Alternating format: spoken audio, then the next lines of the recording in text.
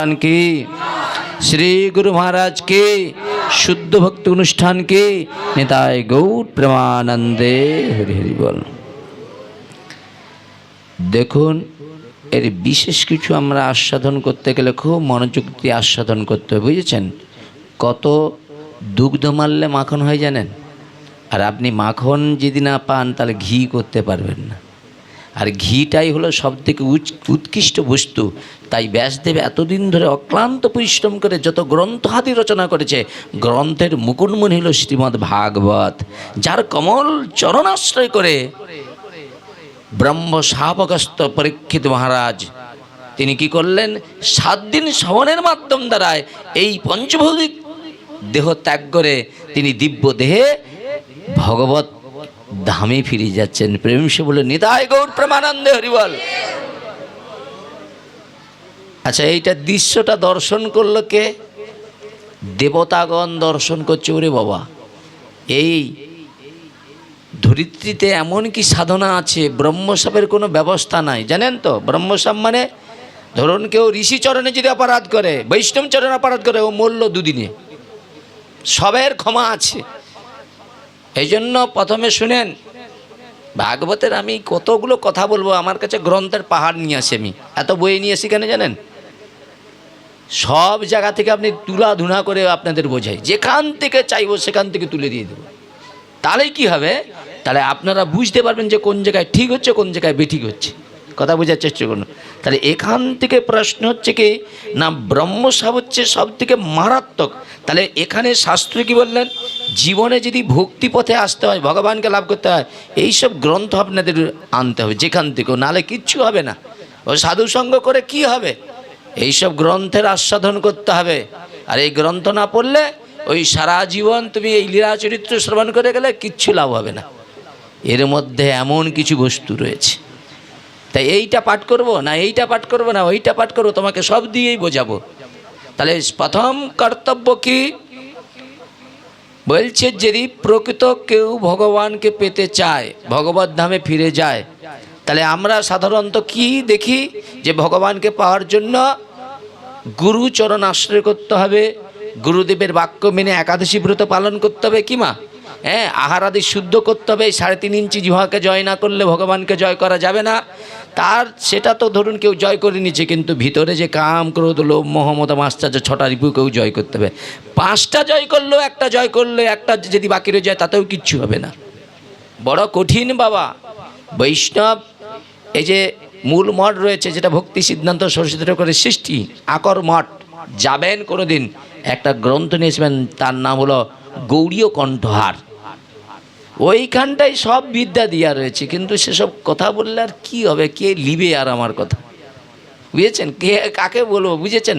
গুরুত্ব দেখুন, বোঝার চেষ্টা করুন। তাহলে প্রশ্ন হচ্ছে কি না, এই গ্রন্থে খুব সুন্দর করে একটা দৃষ্টান্ত দিয়েছেন। দৃষ্টান্ত কি বলছে? যে সকল মূঢ় বুদ্ধিমান মানুষ বৈষ্ণব নিন্দা করে, তারা পিতৃকল সহিত রৌরব নরকে পতিত হয়। কথাটা বোঝার চেষ্টা করুন। আমরা কি করি? কান পেতে শুধু লোকের দোষ শোনার চেষ্টা করি, কিন্তু না, বলছে যদি কেউ কোথাও কোনো ব্রাহ্মণ বৈষ্ণবের কোনো নিন্দা কথা বলে, ওখান থেকে আগে জায়গা ত্যাগ করতে হবে, নাহলে যেটুকু তোমার আছে সেটুকু সর্বনাশ হয়ে যাবে। মহাদেব নারদ ঋষিকে বলছে, বৃক্ষের বীজ যেমন জল আলো বাতাস পেলে অঙ্কুর প্রকাশিত হয়, ভক্ত সঙ্গে ভগবানের কথা শ্রবণ করলে হৃদয়ে কি হয়? ভগবত প্রাপ্তির অনুরাগ আসে। তাই ভগবানের কথা শ্রবণ করতে করতে শ্রদ্ধা, তারপর রতি, রতির পরে কি হয়? প্রেম আর ভক্তি লাভ হয়। আর ভক্তির বদলে ভগবানকে পাওয়া যাবে, আর কিচ্ছু লাগবে না। কথাটা বলছি, তুমি কি করছো নেই করছো দেখবে না, কতটা তোমার ভিতরটা পরিশুদ্ধ করেছ, কতটা তুমি ভগবানকে প্রকৃতকে ভালোবাসতে পেরেছো। ভালোবাসা কাকে বলে জানেন? ভালোবাসা দেখেছেন? বলছে আত্মসুখে দুঃখে কপির নাহিকে বিচারে কৃষ্ণ সুখ হেতু চেষ্টা মনোব্যবহার।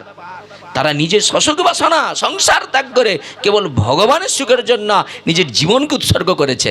আর আমরা ভগবানকে কি করেছি? ভালো থাকার জন্য কে জমের ভয়ে ভগবানকে ভজন করছি। জমের ভয়ে যদি আমরা গোটা গায়ে মল মেখে নেই, জম আমাদের ছাড়বে না। এই জন্য মানুষ মনে করছে কলিযুগে একটু ভাগবত করে দেই, একটু কীর্তন করে দেই, আর কীর্তন করে দিলেই মনে হয় পাপ সব দূরে যাবে, পুণ্যের বলতে বৈকুণ্ঠে যাবে। ভুল। পাপের ফল ভোগ করতে হবে, পুণ্যের ফল ভোগ করতে হবে। ধর্মরাজ যুধিষ্ঠির একটা মিথ্যা কথা বলেছিল না, তার জন্য জম্পুরিতে দর্শন করতে গিয়ে যেতে হয়েছিল। তা আপনারা আমি কোথায়? আর যা কলিযুগের যা অবস্থা কি বলবো, সুখদেব তো তার আগে লিখে রেখেছে। আমার কাছে যে জিনিস আছে সত্যি বাবা, কিছু মনে করেন বাচ্চা ঠিকই কেউ মানে না, এই জন্য তারপরে তো ভাই কোনো দাবি নেই বলে আরও মানেনি, বুঝেছেন। কিন্তু এমন কিছু আছে যা কল্পনার বাইরে, সেগুলো একান্তই শোনা কর্তব্য, না শুনলে আপনি ভক্তির জায়গায় যেতে পারবেন না। তাই বললেন অন্যান্য অপরাধে ভক্তিরূপ কল্পলতার, ভক্তিটা হচ্ছে কল্পলতা, খুব মন দিয়ে, ভক্তি হচ্ছে কল্পলতা। ব্রহ্মাণ্ড ভূমিতে কোনো ভাগ্যবান জীব গুরু কৃষ্ণ প্রসাদ পায়, ভক্তিলতা বীজ মালি হইয়া সেই বীজ করে আরোপণ, শ্রবণ কীর্তন জলে করহ সেচন। কিন্তু যদি উঠে হাতির মাথা পড়িয়ে যায়, ছিঁড়িয়ে যায়, শুকিয়ে যায় পাতা, গাছটার গোড়া থেকে যদি কেউ তুলে নেয় গাছটা বাঁচবে? ডাল ভাঙলে বাঁচবে। বৈষ্ণব অপরাধটা এমন মারাত্মক, একবার যদি কেউ করে নেয় সর্বনাশ ঘটে গেল। এই জন্য আমি আগে সাবধান করি বাবা। বৈষ্ণবকে শাস্ত্র বলছে বৈষ্ণব চিনিতে নারে দেবের সখতি। তাহলে বৈষ্ণবকে কিসে চেনা যায়? কলির মানুষ মনে করছে যে 60,000 80,000 লাই তাকেই বৈষ্ণব বলে জল ছড়িয়ে কি আদর যত্ন করে আসে। সব কি শাস্ত্র পড়েছেন? শাস্ত্র দেখেছেন কি বলেছে? এর ভিতরে ঢুকতে হবে। আমার কথাগুলো অনেকের খারাপ লাগতে পারে বাবা, আপনারও লাগছে মনে, একটু লাগছে নাকি? দেখেন আমি আসছি মানে আপনাদেরকে একবার খুলে পুরিয়ে একবার সুন্দর করে বোঝাবো। আমার আলাদা কাজ, সারাদিনে এইটা হলে 3টা কাজ, 3টা হলো জানেন তো। মুখ্য বিষয় অর্থ নয়, কাজ হচ্ছে কি চলে যাওয়ার আগে আপনাদের হয়ে ভগবানের কাছে কিছু জানাতে হবে যে ভগবান এরা এসেছিল কিন্তু এরা শুনেছে, কিন্তু শুনে কতটা প্রকৃত সঠিক পথটাকে ধরছে সেইটাই আমাদের যেতে হবে, বুঝেছেন তো। সঠিক পথটাকে নির্ণয় করার জন্য শ্রীমদ্ ভাগবতে এত সুন্দরভাবে দৃষ্টান্ত রয়েছে। সেই ভাগবত দৃষ্টান্ত থেকে আপনাদের উপহার দেবো, খুব মন দিয়ে শুনেন। তাহলে বললেন কি না, এই যে ভাগবত মহাপুরাণ রয়েছে, এই মহাপুরাণ সম্বন্ধে আপনাদের জ্ঞান আছে তো? এই ভাগবত কি জানেন? আর ভাগবত শুনতে বসেছেন, ভাগবতকে কেউ জানেন ভাগবত কি? হ্যাঁ কে? আরে বলুন ভাগবত কি? এটা ভাগবতটা কি জিনিসটা? কি কি ভগবানের কথা? হায় হায়, কে ভক্তির কথা? আরে আমি বলছি ভাগবতের স্বরূপ কি? স্বরূপ আপনার স্বরূপ কি? জীবের স্বরূপ হয় জীব নিত্য কৃষ্ণের দাস। কে প্রশ্ন করেছিলেন? সনাতন গোস্বামী। কাকে প্রশ্ন করেছিলেন? মহাপ্রভুকে। কে আমি কেন মরে যারে তপত্রায়, ইহা নাহি জানি কই চেহিত হয়, সাধন সাধ্য তত্ত্ব কিছু নাহি জানি, কৃপা করে সব তত্ত্ব কহতো আপনি। যে রূপ সনাতন 24 ঘন্টা 22.5 ঘন্টা ভগবানের নামে ডুবে থাকতেন, তারা সাধন তত্ত্ব জানে না। মহাপ্রভুর বদন থেকে জগৎকে জানাবেন। তাহলে জীবের স্বরূপ হয় জীব নিত্য শ্রীকৃষ্ণের দাস। আচ্ছা, আমরা জীব নিত্য কার দাস? মায়ার দাস, এটা স্বীকার করেছেন। তা এখন খুব মন দিয়ে শুনতে হবে ভাগবতের স্বরূপ। এই যে ভাগবতের স্বরূপ না বললে আপনারা সারা জীবন মনে করবেন ভাগবত মানে আমার ঘরে যে ছেলে নাতি নাতিরা আছে ওগুলো ব্যাগে করে নিয়ে বয়, আর শ্রীকান্ত একই জন, ও বোয়া পাটি, বুঝেছেন? লাইটটা যাচ্ছে নাকি আপনাদের চোখে? যাচ্ছে না তো? বন্ধ হয়েছে তো? কেন ওইটা গেলে আপনাদের খারাপ লাগবে, বুঝেছেন? আমি তো বুঝতে পারি না এখান থেকে। তাহলে শোনেন, কম বন্ধ শোনেন, কথা বলো না মা। বাবা এখানে পালিয়ে এসো তো, এখানে পালিয়ে এসো, আপনি এখানে চলে এসো। না এখানে চলে এসো, আমি বুঝে নিচ্ছি, ওনাকে সরিয়ে দিতে হবে। ঠিক আছে, এইখানে আসেন বাবা, এইখানে সুন্দর বুঝা। নিতাই গৌর প্রেমানন্দে হরি হরি বলো। এবার খুব মন দে বাবা, আপনাদের যদি জিজ্ঞাসা করে যে আপনারা কোথায় গিয়েছিলেন, না ভাগবত কথা শুনতে গিয়েছিলাম, বলবে না? হ্যাঁ, এখন যদি জিজ্ঞাসা করে ভাগবত কি, আরে কিছু তেড়ার লোক আছে না, ডেলি যায়, এই তোমরা যে ভাগবত শুনতে গেলে ভাগবত কি, তা আপনি কি বলবেন ভাগবত কি? আরে ভাগবত কার স্বরূপ? স্বরূপ সম্বন্ধে অবগত হতে হবে। এখানে বললেন শ্রীমদ্ ভাগবত শাস্ত্র দ্বাদশ স্কন্ধ একটি শাস্ত্র। দ্বাদশ স্কন্ধ মানে দ্বাদশ শব্দের অর্থ কত? 12। আচ্ছা, 335 অধ্যায়। তাহলে দ্বাদশ স্কন্ধ 335 অধ্যায়, 18,000 শ্লোক রয়েছে। কিসে? ভাগবতে। গীতাতে কত শ্লোক আছে? মেরে চামড়া তুলে দিব তোমার 18। ভাগবতেও যা, তার গীতাতে তো নাকি? সে তো আশ্চর্য জিনিস। এতদিন ধরে ভাগবত শুনে বলে 18,000, মেরে চামড়া তুলে দেবো আমার কাছে উল্টা পাল্টা বললে। মা হয়তো লাগিয়ে বলছি, ওরে বাবা কিছু মনে করো না, এটা আমাদের নিজেদের আপন বলে, না হলে বলা যাবে না তো। বহিরঙ্গ নিয়ে প্রভু করে নাম সংকীর্তন, অন্তরঙ্গ নিয়ে প্রভু করে প্রেম আস্বাদন।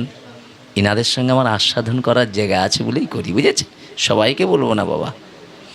তাহলে গীতাতে রয়েছে 700 শ্লোক আর ভাগবতে রয়েছে 18,000 শ্লোক।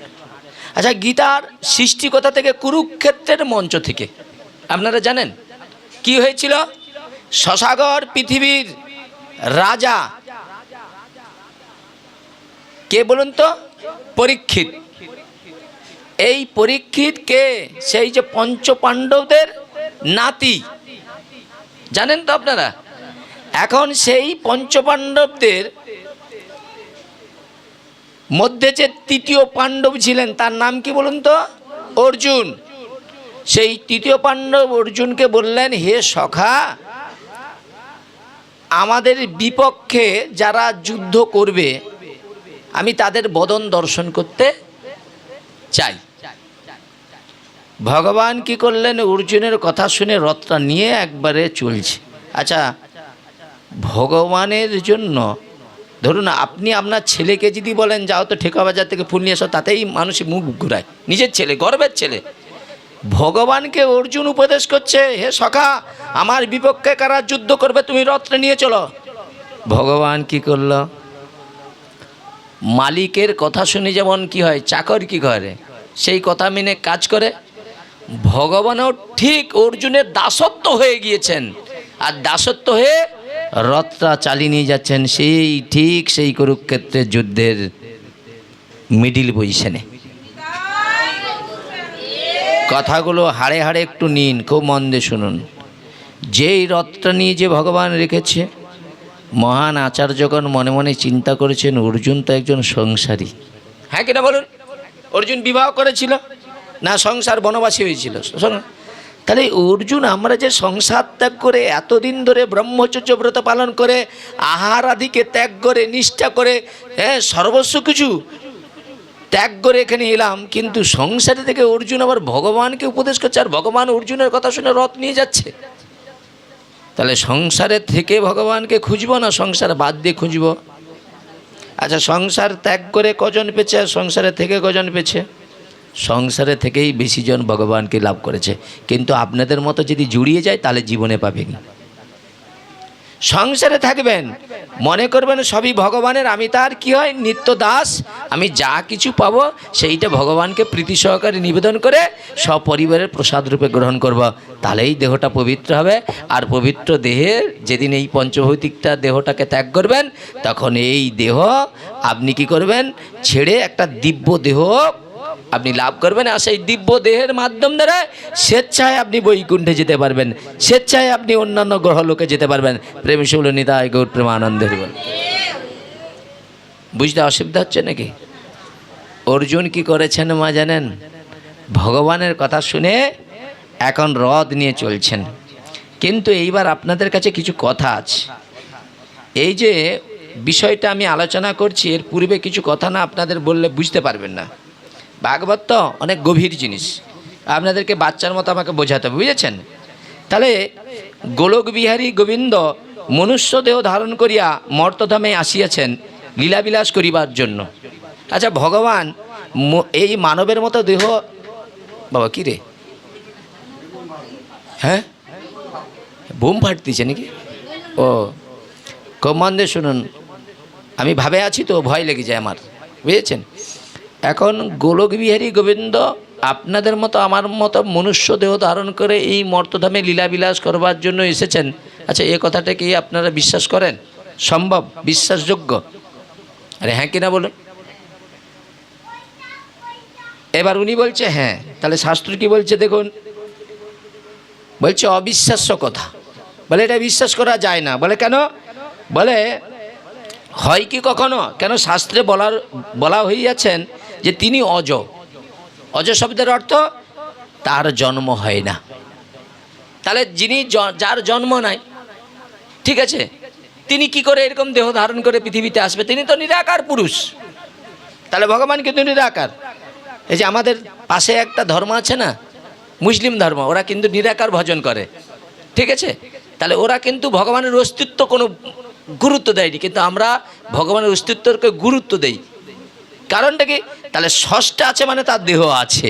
প্রেম হিসেবে বলে নিতাই গৌর প্রেমানন্দের। তাহলে এখানে প্রশ্ন হচ্ছে ষষ্ঠটা যে আছে তার প্রমাণ কি করে জানবো? বলে জলকে নিয়ে আপনি ফ্রিজে রাখুন, কিছু সময় পরে ওই জলটা বার করবেন, এটা বরফেও হয়ে যায় না? তাহলে ভক্তির মাধ্যম দ্বারা ভগবান স্বরূপ আপনার কাছে কি করে প্রকাশ করে। আপনি যে তাকে ডেকেছেন, আপনার যে ঐকান্তিক ব্যাকুলতার সহিত তাকে ডেকেছেন, তিনি একটা স্বরূপ আকারে আপনার কাছে আসেন। ওরা স্বরূপকে স্বীকার করে না, আমরা স্বরূপ স্বীকার করি। ওই জন্য বলে না হিন্দুদের 33 কোটি দেবতা, বলে না? তো এইভাবে বললেন তিনি অযথার জন্ম হয় না, তিনি বাক্য মনের অতীত। খুব মন দিয়ে শুনুন, ভগবান হচ্ছে বাক্য মনের অতীত। যে ভগবানের জন্ম হয় না, যিনি নিরাকার, তিনি মনুষ্য দেহ ধারণ করিয়া মর্তধামে আসিবে, এ কি কখনো বিশ্বাস করা যেতে পারে? সম্ভব? সম্ভব না। কিন্তু একদিন এমন একটি ঘটনা ঘটিয়াছে যে সেই ঘটনার পরিপ্রেক্ষিতে তৎকালীন পৃথিবীর সমস্ত মানুষ অবনত মস্তকে স্বীকার করিতে বাধ্য হয়েছিল। কোন দিন না, গোলক বিহারী গোবিন্দ সত্যই আসিয়াছিলেন ধুলার ধরণীতে মনুষ্য দেহ ধারণ করিয়া। ঘটনাটা ঘটিয়াছিলেন কুরুক্ষেত্রের মহা সংগ্রামে, মানে যেখানে মহাযুদ্ধের ব্যবস্থাপনা হয়েছে। তৃতীয় পাণ্ডব অর্জুন যখন বিষাদগ্রস্ত হইয়াছে, বিষাদ শব্দের অর্থ কি? হ্যাঁ, বিষাদ শব্দের অর্থ হলো দুঃখ। তাহলে অর্জুনের দুঃখটা কোথা থেকে জন্মালো? সেই বিষয়, অর্জুনের দুঃখ থেকেই কিন্তু গীতার জন্ম। বোঝার চেষ্টা করুন। তাই তিনি কি করলেন না, বিষাদগ্রস্ত সেই অর্জুন কি করলেন, গান্ডীব ত্যাগ করিয়া কি করলেন না, তিনি গালে হাত দিয়ে বসে পড়লেন। গোবিন্দ চিন্তা করলেন এ কি হলো রণক্ষেত্রে, রণক্ষেত্র মানে যুদ্ধক্ষেত্রে। এখন যুদ্ধের পূর্বে যদি অর্জুন এই যুদ্ধের অস্ত্র ত্যাগ করে গালে হাত দিয়ে বসে থাকে, তাহলে যুদ্ধে জয়লাভটা কি করে সম্ভব? তাই সেনাপতির একটি হাত কিংবা একটি চরণ যদি ভেঙে যায়, তাহলেও যুদ্ধে কোনো ক্ষতি হয় না। ভগবান বলছে যুদ্ধ করতে করতে যদি কারো একটা হাত ভেঙে যায়, পা ভেঙে যায়, তবুও যুদ্ধের কোনো ক্ষতি হবে না। কিন্তু যদি মন ভাঙিয়া যায়, যুদ্ধে জয়লাভ হবে। তাই যুদ্ধে পরাজয় অসম্ভব, যুদ্ধে জয়লাভ হবে না। তাই অতএব ভগবান চিন্তা করলেন সেনাপতির মনটাকে আগে চাঙা করিয়া তুলতে হবে। তাই ভগবান কি করলেন, উপদেশ দিতে শুরু করলেন। কি উপদেশ দিতে শুরু করলেন? যে অর্জুন তুমি ক্ষত্রিয়, যুদ্ধ করা তোমার কর্তব্য, পূজা পালন রক্ষা করার জন্যই তুমি রাজপথে বসেছ। তদ্রূপ আমরা যারা এখানে ভাগবত কথা প্রচার করবার জন্য এসেছি, লোক দেখানি সাধু নয়। এই ধর্মটাকে কিভাবে আগামী দিন সঠিকভাবে নিয়ে যাওয়া যায় তার লোক নাই। ভগবানকে নিয়ে ব্যবসা করার লোক আছে, অর্থ কামানোর লোক আছে, কিন্তু নিঃস্বার্থভাবে ভগবানের কথা প্রচার করার লোক আজকে দূরবীন দিয়ে দেখতে হবে। বুঝেছেন? এই তো দশা। আগে কি দিবে বলো, তারপরে তোমার ঘরে যাব। টাইমের মূল্য নাই, সর্বনাশ করলো। তারপরে তো কি বলবো আর, জগতে যে পূজা বাড়ছে, যে সব আরম্ভ হয়েছে, মানুষকে আর সঠিক পথে আনা দুষ্কর। শুধু পূজা করতেছে, চাঁদা তুলতেছে, শুধু পসরা।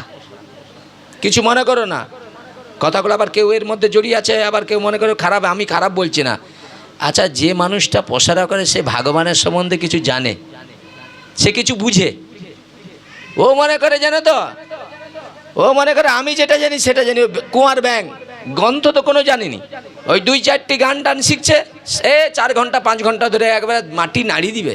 ও 1000 দিন নাড়ালে কিচ্ছু হবে না লাভ, ও নিজের কল্যাণ হবে না, আর সারা জীবন অন্যের কল্যাণ করতে পারবে না। আমি কিন্তু কাউকে নিয়ে মন্তব্য করছি না, কথাগুলো বোঝানোর চেষ্টা করছি। আপনি বলুন, আপনার সামনে যদি আমি আপনার বাবাকে গালি মন্দ করি, উল্টাপাল্টা ব্যঙ্গমা করি, আপনার বাবাকে নিয়ে আপনি থাকবেন এখানে? আর সনাতন ধর্মে কি হয়েছে, যত পূজা ঘরে ঘরে ঝরে ঝরে সারা 4 দিকে সারা বৎসর ধরে কালী পূজা। কি চ্যাংলামির কালী পূজা হচ্ছে নাকি? আর কি না, ওইসব চাঁদা তুলে পসরা কীর্তন করতেছে, ড্যান্স প্রোগ্রাম করতেছে, এইসব করতে চায়, আর বেশ ভালো অঙ্কের মদ বিক্রি হচ্ছে, সরকারের রোজগার ভালো হচ্ছে, লে যত খুশি পূজা কর। আর যে লোকটাকে চাঁদা দিচ্ছে ও জীবনে চাঁদা দেয় কারো কাছে? 10 টাকা চাঁদা দিতে লোক 50 টাকা 100 টাকা বলে দিলে দিল দল না, টেনে মারবে। এইসব কি হচ্ছে? সমাজকে এরকম পূজা করে সমাজের কোনোদিন কল্যাণ করা যায় না। শাস্ত্র কি বলছে দেখুন, সুখদেব কি বলছে দেখুন, সেগুলোর আমরা দরজা করাই যেতে চাই না, শুধু কি ভাগবত করে দিয়া বাস। কিন্তু কত কথা বলতে হবে আমাকে, তোমাদেরকে বোঝাতে গেলে এইখানে বসে সকাল পর্যন্ত আমাকে বোঝাতে হবে, তবে যদি কিছুটা হবে, বুঝেছেন? তাই ভগবান মনে মনে চিন্তা করলেন কি না, অর্জুনকে আগে কি করলেন, তিনি উপদেশ দিতে শুরু করলেন, শোনো অর্জুন, তুমি ক্ষত্রিয় যুদ্ধ করো, তোমার কর্তব্য।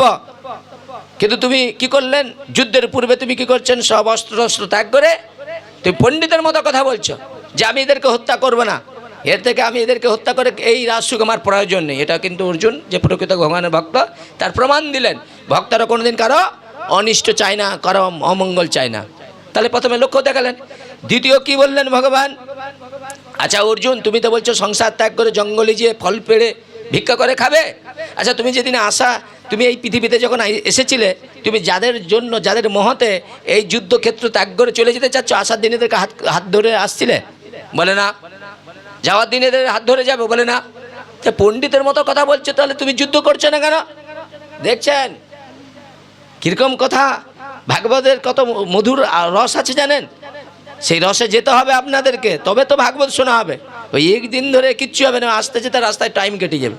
আমাকে এরকম বুঝ করে রাখুন, পয়সা লাগবে না, শুধু সময় লাগবে আপনাদের, আমি মানুষ করে দেবো আপনাদের। এটা আমার বিশ্বাস, গুরু কি বাজিয়ে থাকে, ভিতরে ঢুকিয়ে দেবো আমি। যে জিনিস ও জীবনে বেড়াবে না, আর ওই জিনিস ঢোকানোর লোক খুব কম আছে।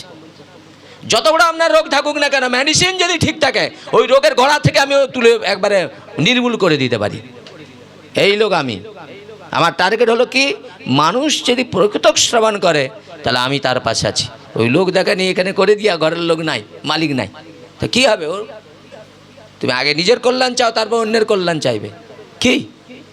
তো এইভাবে কি করলেন ভগবান, কি করলেন, যখন উপদেশ দিতে শুরু করলেন, এখন কি করলেন না, সেই উপদেশগুলি যখন তিনি দিচ্ছেন, আর দিতে দিতেই এখন তিনি কি করলেন, ফট করে বললেন, শোনো অর্জুন, তোমাকে যে উপদেশগুলো আমি দিলাম, এগুলি অনেক কাল আগে আমি সূর্যকে দিয়েছি। এবার অর্জুনের মাথা যাবে কোথায়? আরে তোমার বয়স হচ্ছে 40 আর আমার কত 45, তাহলে 5 বছরের ছোট বড়, তা সূর্য কোথায়? কি ঘটনা শুনেন, যে অর্জুন হচ্ছেন ভগবানের একবারে অন্তরঙ্গ সখা, এই জগতের বন্ধু নয়, ওই জগতের বন্ধুর সঙ্গে বলছে, সেই সে পরমবন্ধু, সেই পিতামাতা শ্রীকৃষ্ণের চরণে প্রেম ভক্তি দাতা। তাই অর্জুনের সঙ্গে আমাদের সঙ্গে বন্ধুত্ব তুলনা করা যাবে না। আমাদের বন্ধু হচ্ছে 2 আঙ্গুলের বন্ধু, 5 আঙ্গুলের বন্ধু, 10 আঙ্গুলের বন্ধু। মানে বুঝতে পারছো, 2 আঙ্গুলে বিড়ি খাওয়া, 5 আঙ্গুলে হচ্ছে মদের বোতল ধরা, আর 10 আঙ্গুলে গেঁজা ধরা। কি হাসি নয়, বাস্তব। তো আমি বাস্তব কথা বলতে বেশি অত ভয় নাই। ওর গলা কেটে দিয়ে যদি কালকে রাস্তায় পড়ে থাকে আমার কোনো যায় আসেনি। কেন জন্মাচ্ছি জানো, যখন সত্য কথা বলে মরবো, তাতে মানুষের কল্যাণ হবে। নাহলে ভাগবতে যা লিখা আছে গোপন করে দিয়ে নিজের ইন্দ্র চরিতার্থ করে টাকা পয়সা কামে ঘর পালিয়ে গেলাম। বাহ, কি জিনিস! এখানে বসে নধনং, যাওয়ার সময় বলে দে আমার প্রয়োজনের বেশি না দিলে মুখে ছুড়িয়ে ফেলে দিয়ে চলে গেলাম। এই তো হলো ভাগবত, বুঝেছেন? তাহলে ভগবান বলছেন, ভগবানকে অর্জুন বলছেন, বলছে শোনো, তোমাকে যে উপদেশগুলো দিয়েছি সেগুলো অনেক কাল আগে আমি সূর্যকে দিয়েছিলাম। তারপরে সূর্য তার পুত্র মনু, মনু তার পুত্র ইক্ষ্বাকুকে, এই রূপে পরম্পরায় অনেকেই অবগত ছিল, কিন্তু কালের গতিতে তা এখন সুমেরীয় সব বিনিষ্ট হয়ে গিয়েছে। তাই তোমাকে আজ এই কুরুক্ষেত্রের মঞ্চে নতুন করে সেই জ্ঞান প্রদান করছি। নিতাই গৌর প্রেমানন্দে হরিবল। কথাগুলো মন দিয়ে শুনেন। যেই মাত্র কৃষ্ণ এই কথাগুলি বললেন, এমনি অর্জুন হাসতে হাসতে বললেন, সখা তুমি একেবারেই পাগল হয়ে গিয়েছো। কি বলছে? পাগলের বলাপ বলছো। তুমি পাগল ছেড়ে সব কেউ কথা বলে? আরে তুমি আমি তো দুজনের সমবয়সী, কিন্তু তোমার জন্ম আমার জন্ম কিছুদিন আগে পরে হয়েছে। আর তুমি কিনা বলছো তুমি সূর্যকে বলেছ, সে তো বহু কাল আগের কথা। কি করে সম্ভব? বাবা সাইলেন্ট করে দাও ওটা, বুঝেছেন? কৃষ্ণ বললেন, এই পৃথিবীতে তুমি অনেকবার এসেছো অর্জুন, আমি অনেকবার এসেছি। আচ্ছা অর্জুন, তোমার কি স্মরণ আছে? বাবা এইটা আপনি উঠে গিয়ে তাহলে কথা বলুন, আমার কাছে ও আওয়াজ মানে খুব ভয়ঙ্কর, বুঝেছেন? কিন্তু তোমার স্মরণ নাই, কিন্তু আমার স্মরণ রয়েছে। কথাটা এইখানে, আমি কতবার পিতা পেয়েছি, মাতা পেয়েছি, ভাই পেয়েছি, বন্ধু পেয়েছি, গুরু পেয়েছি, কিন্তু আমাকে জন্ম মৃত্যু সংসার আবার জন্মাচ্ছি, মৃত্যুবরণ করছি। কেন? আমি তো প্রতিজ্ঞা করেছিলাম এমন গুরুপাদ পদ্ম আশ্রয় করবো যিনি আমাকে এই সংসার বন্ধন থেকে মুক্ত করে গোবিন্দের নিত্য দাস করে দিবে। ওই ফকট মাল হলে জীবনে পারবেনি। ফকট মাল কিন্তু মার্কেটে বেরিয়ে গেছে বাবা, আমার কথাগুলো নিতে পারবেনি আপনারা। আমি একবারে দুধ থেকে জল বার করে দেব, বুঝেছেন? আমি ব্যাগ বোয়া জুতা বোয়া লোক, বাস্তব কথা। আমি পাঠক নয়, আগে আমি ওইগুলো বয়ে বয়ে এখানে আসছি, ঘাটের কাঠ। আমি কোনটাই দুধ আর কোনটা জল রাজহাঁসের মতো ঠেলে পুলে খেয়ে দিয়ে দুধটা রেখে জলটাকে বার করে দেবো, তাওই আমি পাঠক। যদি 60টা না যদি দিতে পারে আপনি কী হবে? আপনারাই যে বলছে এই দীক্ষা হয়েছে, বলে হ্যাঁ দীক্ষা এখনো আপনাদের কিন্তু প্রকৃত হয় নাই। কেন? শাস্ত্র পড়বেন। মহাদেব পার্বতী দেবীকে বলছে, শোনো পার্বতী, এই জগতে অনেক গুরুদেব আছে, ধর্মের দবজা থেকে শিষ্যের বৃত্ত হরণ করবার জন্য গুরু সেজে বসে আছে। খুব সাবধান, গুরু এই জগতের জিনিস নয়, ওই জগৎ থেকে তিনি আসছেন। আমি যে অনন্ত কাল ধরে মায়ার সংসারে ঘুরে বেড়াচ্ছি, আমার এই মায়ার বন্ধন শৃঙ্খলটা খোলার একমাত্র অধিকার হচ্ছে গুরুর। কিন্তু সেই গুরু যদি নিজেই শৃঙ্খলে বন্ধ থাকে, সে আপনাকে উদ্ধার করবে কেমন করে? আমার কথা শুনলে কিন্তু অনেকে চুলকানিও হয়, গায়ে লাগতেও পারে, আমার লাগলেও কোনো যায় আসে না। কেন? আমি সত্য কথা, সত্যের উপাসক, সত্য কথা বলার জন্য বসেছি। আমি কাউকে আবদার যত্ন করবার জন্য বসি নেই, সঠিক শাস্ত্রের কথা বলার জন্য বসেছি। তাই বললেন কি? বলছে শোনো, তোমার স্মরণ নেই, তুমি কতবার জন্মগ্রহণ করেছো, কতবার মৃত্যুবরণ করেছ। পুনর্বিজননম পুনর্বিমরণম। জীব এইখানে এই সংসারে আসে, কর্মফল অনুসারে একটা দেহ ধারণ করে জন্মালো, আবার মৃত্যুবরণ করলো, আবার একটা এরকম সমাজ পেলো, এই পিতা পেলো, মাতা পেলো, ভাই পেলো, বন্ধু পেলো, আবার মৃত্যুবরণ করলো। তো তুমি কি মনে করছো এই জীবন শেষ? এই জীবন সেই দিন শেষ হবে যেই দিন সদ্গুরুদেবের পাদ পদ্ম আশ্রয় করে ঐকান্তিক শুদ্ধ হৃদয়ে আপনি হরি ভজন করবেন। কামনাযুক্ত হৃদয়ে গোবিন্দকে ডাকলে জীবনে পাবো না আমরা, বুঝেছেন? যে আমি আমার কথা বলছি, আমারও অনেক ফল্ট আছে, আমি সেটা নিজে বুঝতে পারি। তাহলে সেই ফলটাকে কাটানোর জন্য রোজ রোজ এইরকম জায়গায় আসতে ইচ্ছা হয়। কেন বলেন তো? ওইটা যদি ঘরে বসে থাকে, ওইটা আরও আমাকে পিছনে ধাবাবে।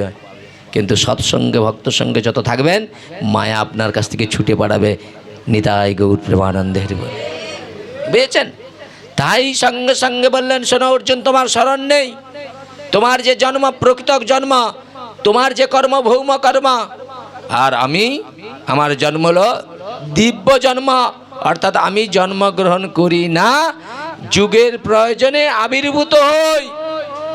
দেখুন, আবির্ভাব আর জন্ম দুটো এক নয়। ভগবানের জন্ম হয় না, ভগবানের আবির্ভাব।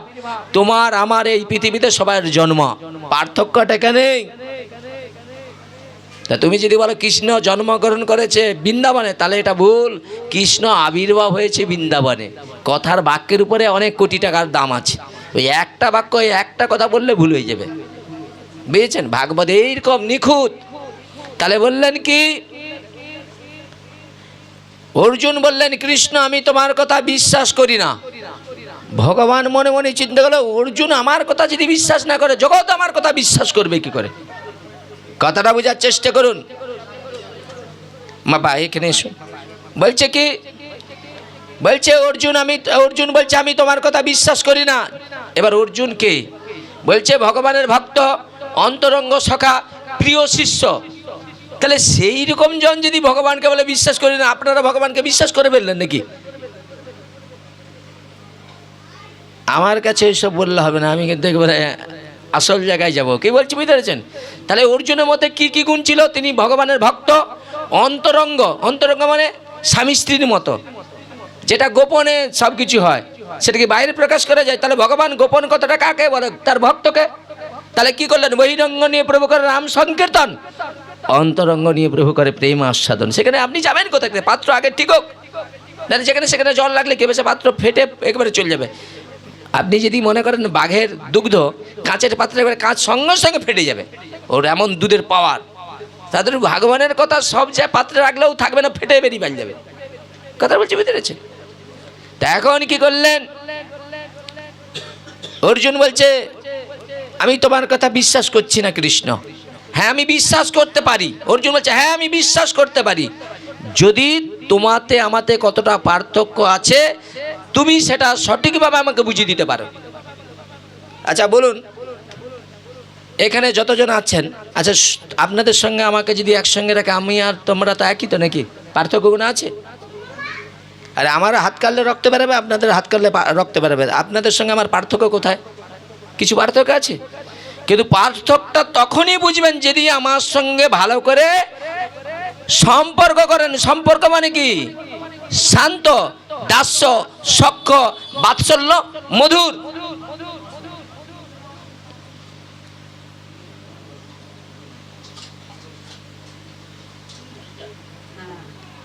শোনেন, চঞ্চল হবেন না। তাহলে ভগবানের সঙ্গে ভগবানকে লাভ করতে গেলে আগে সম্পর্ক স্থাপন করতে হবে। পতি-পত্নীর সম্পর্ক আছে, পিতা পুত্রের সম্বন্ধ আছে। আপনি যে ভগবানকে ডাকেন কী সম্বন্ধ করেছেন বলুন? আপনাদের এখানে কেউ আছে ভগবানের সঙ্গে কোনো সম্বন্ধ করেছেন? আরে মা যদি তার ছেলের নাম ধরে বলে ওই শ্রীকান্ত, সে ছাড়া দেবে না। তা ভগবানকে তুমি কি বলে ডাকবে? ভগবানের সঙ্গে কী সম্বন্ধ রাখছেন? সম্বন্ধ না থাকলে আপনি গোবিন্দকে কোনোদিন পাবেন না। তাই ভগবান কি করলেন? মনে মনে চিন্তা করলেন, আমাকে আমার সত্যিকারের যে পরিচয়। অর্জুন যে জিজ্ঞাসা করলেন না, তুমি যদি সঠিকভাবে আমাকে বুঝাতে পারো তোমার মাথায় পার্থক্য, তাহলে পার্থক্য বুঝাতে গেলে তাহলে আমাকে আমার স্বরূপ সম্বন্ধে বোঝাতে হবে। আরে হ্যাঁ কিনা বলুন? তাই কি করলেন কৃষ্ণচন্দ্র? সেই দিন ভাবলেন অর্জুনকে জানিয়ে দেওয়া দরকার আমার সত্যিকারের পরিচয়। আসুন গড়ায়। কিন্তু ভগবান চিন্তা করলেন অর্জুন তো এই চক্ষু দিয়ে আমাকে দেখিতে পাইবে না। তাহলে বলুন, আমরা যে চোখ পেয়েছি এই চোখ দিয়ে ভগবানকে দেখতে পাবো? হ্যাঁ, তাহলে কি করলে হবে? দিব্য চক্ষুটা দেবে কে? তা গুরুদেবের কাছে কি ধন আছে? প্রেম আর ভক্তি ধন। তাহলে সে ভগবান কি সব গুরুদেবের কাছে রাখছে নাকি? মামা ঘরের কথা নাকি? হ্যাঁ, এই জন্য শোনো, হরিভক্তি বিলাস শোনেন, হরিভক্তি বিলাস। এই জন্য না শুনলে হবে না। ওইসব শুধু আলাদা শুনে শুনে আসল কথা তো তোমরা ধরে রাখতে পারো নাই, খারাপ শুনে শুনে কানটা নষ্ট করে ফেলেছ। হরিভক্তি বিলাস হচ্ছে বৈষ্ণবদের সব থেকে শ্রেষ্ঠ গ্রন্থ হরিভক্তি বিলাস। সেই হরিভক্তি বিলাসে বলা রয়েছে, যদি কোনো ব্যক্তি গুরুকরণ করতে চায় তাহলে 1 বছর গুরুকে পরীক্ষা করতে হবে। কি পরীক্ষা? গুরু যা আসনে বসে বলবে তার জীবনে সেটা প্রমাণ করে দেখিয়ে যাবে। যদি ন ধনং বলে, সে ধন চাইবে না, শিষ্য যেটা খুশি করে দিবে সেটাই খুশি করে নিয়ে যাবে। সেটা 50 হতে পারে, 500 হতে পারে, সেটা কোনোদিন খুলেও দেখবে না, তবেই তিনি গুরু। আর যে খুলে দেখে কম পড়েছে বলে মুখে ছুড়ে দিবে, সর্বনাশ হয়েছে। কথা বুঝেন তো, আমার কথা বুঝতে পারছেন তো নাকি? তাই ভগবান কি করলেন, বললেন আমার সত্যিকারের পরিচয় এখন অর্জুনকে দেখাতে হবে, কিন্তু অর্জুন তো এই চোখে দেখতে পাবে না, তাহলে আমার প্রয়োজন কি দিব্য চক্ষু। আচ্ছা, এই দিব্য চক্ষুটা কে দিবেন? শ্রী গুরুদেব। তাহলে গুরুদেবের কাছে আসল বস্তুটা কি আছে? প্রেম আর ভক্তির ধন আছে। ভগবানের কাছে যে জিনিস নেই সেই জিনিস কেবল গুরুদেব ধরে রেখেছে। এই জন্য প্রকৃত যারা গুরু তারা একটার বেশি 5টা শিষ্য করে ওই ছাতি 36 বলে দেয়নি। পূর্ব মেদিনীপুরে যতজন আছে আমার শিষ্য, এমন এক একজন গুরু তো সব লাইনে পড়ে গেছে, কিন্তু একটা শিষ্যকে ভগবত চরণ পাওয়ানোর জন্য রাস্তা সঠিক দেখাতে পেরেছে।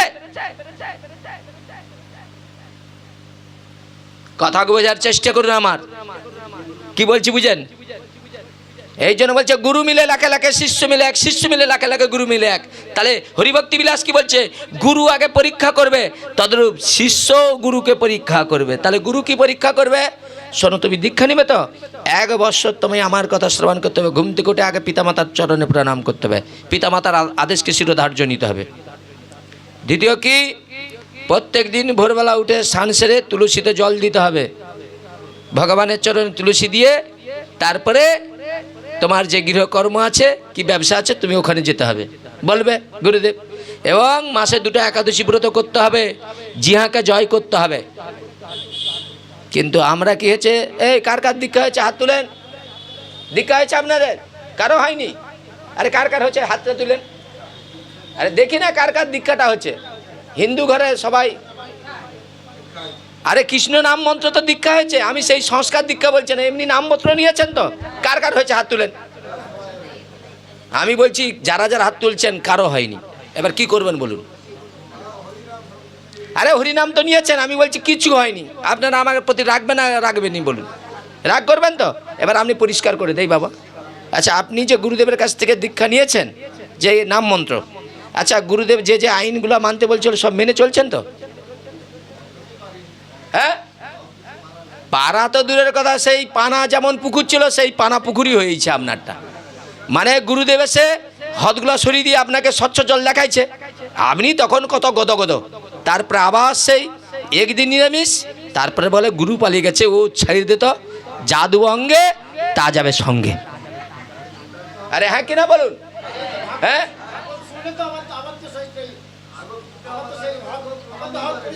হ্যাঁ হ্যাঁ, দাঁড়ান দাঁড়ান, মানে ইনি কি বুঝাতে যাচ্ছে? আমরা পাপ করতেছি, হরি কথা শুনে পাশ্চিত্য করব, আবার কালকে পাপ করে নেব, ঠিক তো নাকি? ওটা মানে কি হস্তি স্নানের মতো। পরীক্ষিত মহারাজ ওই প্রশ্ন করেছিলেন কাকে? ব্যাসনন্দন সুখদেবকে, হে গুরুদেব আপনি দয়া করে বলুন তো, মানুষদের জ্ঞাতসারে অজ্ঞাতসারে যে পাপ করে তাহলে সেই পাপ থেকে উদ্ধার পাওয়ার উপায় কি? বললো একমাত্র পাশ্চিত্য কর্ম। মানে ওই যে দেখবেন না আপনাদের ঘরে পূর্বপুরুষরা যেটা করেছে, বাবা মা অনেক দিন অসুস্থ হয়ে ভুগছে, বলে যাও একটু ব্রাহ্মণকে ডেকে পাশ্চিত্য করে দাও। পাশ্চিত্য শব্দের অর্থ কি? পাপ থেকে মুক্ত করা। তারপরে কি করে ঘাস নিয়ে যাবে গরুর কাছে, গরু যদি খেলে তাহলে পাপ মুক্ত হয়েছে। ওইসব ফকটমারি গল্প আমার কাছে শোনালো হবে না, ওইসব ফকটমারি গল্প আমি মনে করি। শোনেন মন দিয়ে, ওই যে লোকটাকে তুমি কি করলে, এত সব কিছু করালে, নেড়া করলে, সব কিছু করলে, কত তারপরে 3 দিন পরে আবার তাকে মাছ মাংস খাওয়ালে, তাহলে ওর পাশ্চিত্য হলো? কথাটা বোঝার চেষ্টা করুন। মানে আজ থেকে প্রতিজ্ঞা, যতদিন বেঁচে থাকবো পাশ্চিত্য যখন করেছি আর পাপকে স্পর্শ করব না, এই পাপ সারা জীবনের মতো আমি ত্যাগ করলাম, ভক্তিকে আশ্রয় করলাম, এটাই হলো পাশ্চিত্য। আর আমাদের পাশ্চিত্য কি? লোক দেখেনি পাশ্চিত্য, পাশ্চিত্য করে ব্রাহ্মণ সে পাইতেছে না, এই পাশে বৌমা এসে মুখে ঠেলে ঠেলে ঢুকাচ্ছে, দরকার দাঁত পাঁচ যদি চলে যায় চুষে খেয়ে নিবে দরকারে, পাশ্চিত্য। এই জন্য আমার কথা কিন্তু একটু কড়া কড়া, কিন্তু আমার কথার গুরুত্ব দিবেন। আমি কথাগুলো কিন্তু আপনাদের কল্যাণে বোঝানোর জন্য বলছি, কিন্তু ধরুন এইবার শুনেন, তাহলে কি হলো? বললেন পাশ্চিত্য হলো হস্তি স্নানের মতো। কে বলছে? পরীক্ষিত মহারাজ, গুরুদেব পাশ্চিত্যের দ্বারা পাপের বংশ পূর্ণরূপে ধ্বংস করা সম্ভব হবে না। একটা জমিদার মনে করলে হাতি পুষতে পারে, অনেক টাকা পয়সা আছে, কিন্তু হাতির স্বভাব হচ্ছে ছোট শিশুর মতো, ওকে ধুয়ে মুছে পরিষ্কার করার জন্য ওকে লোক রেখেছে, কিন্তু ওই হাতিকে সাজিয়ে এটা যে গুছিয়ে রাখছে, আবার হাতি পায়খানা মল ত্যাগ করে গোটা গায়ে মেখে ফেলছে। তদ্রূপ পাশ্চিত্যর লোকগুলো ঠিক এইরকম। কথাটা বোঝার চেষ্টা করুন। আমাদের যদি জিজ্ঞাসা করে গুরু দীক্ষা আছে, বলে হ্যাঁ। গুরুর কতগুলো কথা মানছি, বলে একটা মানি না, একাদশী তো করে নেই। কথা বলছি বুঝেছেন, তবুও দীক্ষা হয়েছে এদের নাকি। আবার আমাদেরকে কি বলে, আমাদের হাতে জল খায়নি, এর প্রচুর গোড়ামি আছে। বলেন না, যেই পাত্রে আপনি জল খাবেন সেই পাত্রে আমাকে জল দিবে, তাহলে আমার নিষ্ঠা ভক্তি থাকবে?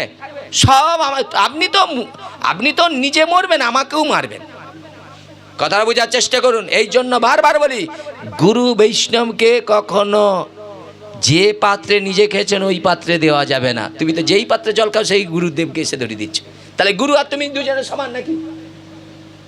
শুধু তাই নয়, যারা প্রকৃত ভজন করে, আপনি যেমন আপনার পরিবারের জন্য ঘর করে রেখেছেন, যারা প্রকৃত গুরু আশ্রয় করেছে, চরণ আশ্রয়, তারা কি করে, কষ্ট হলেও গুরুর জন্য আলাদা ঘর করে। কেন বলেন তো? বলছে গুরুকে আমি যেই বিছানায় শুইব সেই বিছানায় গুরুকে আমি শুইতে দেব না। তাই গুরুদেবের জন্য তার আলাদা রুম আছে, গুরুদেবের জন্য আলাদা ল্যাট্রিন আছে। এই ভক্তি কি সবাইয়ের কাছে পাবে? সে শতকে কোটিতে গুটি। এই জন্য এগুলো আমরা কি করেছি, ব্যাগ বয়ে বয়ে এগুলো সব শিখছি, বুঝেছেন? দেখেছি গুরু ভক্তি কাকে বলে, আর আমরা যেটুকু করি সেটুকু তো কিচ্ছু না, বুঝেছেন? তাহলে প্রশ্ন হচ্ছে, বলে পাশ্চিত্য হলো হস্তিসেনের মতো। তখনই সঙ্গে সঙ্গে পরীক্ষিত মহারাজ হাত জোড়ে করে বললেন, গুরুদেব আপনি দয়া করে বলুন না। তখন সুখদেব মহারাজ পরীক্ষিতের দিকে তাকিয়ে মনে মনে আনন্দ পাচ্ছে, আবার কষ্ট হচ্ছে। আচ্ছা বলুন তো, আপনার তো 7 দিন পরে মৃত্যু হয়ে যাবে, তা আপনার এই প্রশ্ন জানার উদ্দেশ্য কি? 7 দিন তো আপনার পরমায় রয়েছে, 7 দিন পরে আপনি চলে যাবেন, তাহলে আপনি প্রশ্নটা কার জন্য? বলছে এই প্রশ্নগুলো করছি আগামী দিন কলির মানুষরা এগুলো শুনে যাতে ওই পথ অনুসরণ করে চলে। তাহলে একমাত্র এই কলির মহাজনকে পরীক্ষিত, তাহলে পরীক্ষিত ভাগবত কথা শুনে বৈকুণ্ঠ গেল, আর আমরা কি করছি, কেলের কীর্তন, মেয়ে বেশ নাচবে কুদবে, তারপরে বেশ দেখে আনন্দ পাবা, মরবি সব তোরা নরকে যেয়ে। শাস্ত্র পড়ছেন করে দিন, শাস্ত্রের গোড়ায় দেখছেন, শাস্ত্রে বলা আছে, কিছু মনে করবেন না, আমার কথা একটু শুনবেন। শাস্ত্রে বলা আছে মেয়েদেরকে এই যোগ্য আসন দান করা যাবে না। এই জন্য অন্য ধর্মে দেখবেন মসজিদে মেয়েদেরকে উঠতে দেয়, আমাদের হিন্দুরা কি করেছে, 21 গৌরাঙ্গ কোলে নিয়ে চলছে, কি আনন্দ, কি ভক্তি, বলা ভক্তি। আবার ওই 21 গৌরাঙ্গকে নিয়ে এসে কি করলো, ভারতীয় করে টিউ দিয়ে বেঁধে নিয়ে চলে গেল, এই বাজনা বাজিয়ে নিয়ে গেল এখান থেকে, তারপরে ভগবানকে টিউ দিয়ে বেঁধে নিয়ে যাচ্ছে। কোথায় ছিল 21 গৌরাঙ্গ? কে 21 গৌরাঙ্গের মহাজন? কোথায় ছিল 21 গৌরাঙ্গের মহিমা? গৌরাঙ্গ 21 এসব কোথায় ছিল এসব? আর আপনার কি, আমার ঘরে বৌমা ছেলে হবে বলে মানত করছিল 21 গৌরাঙ্গ, মজা তুই মন, তা আমার কিছু যায় আসবে? তবু আমার সচেতন করা, মেয়েদেরকে ভগবানের বিগ্রহ স্পর্শ করা নিষেধ রয়েছে।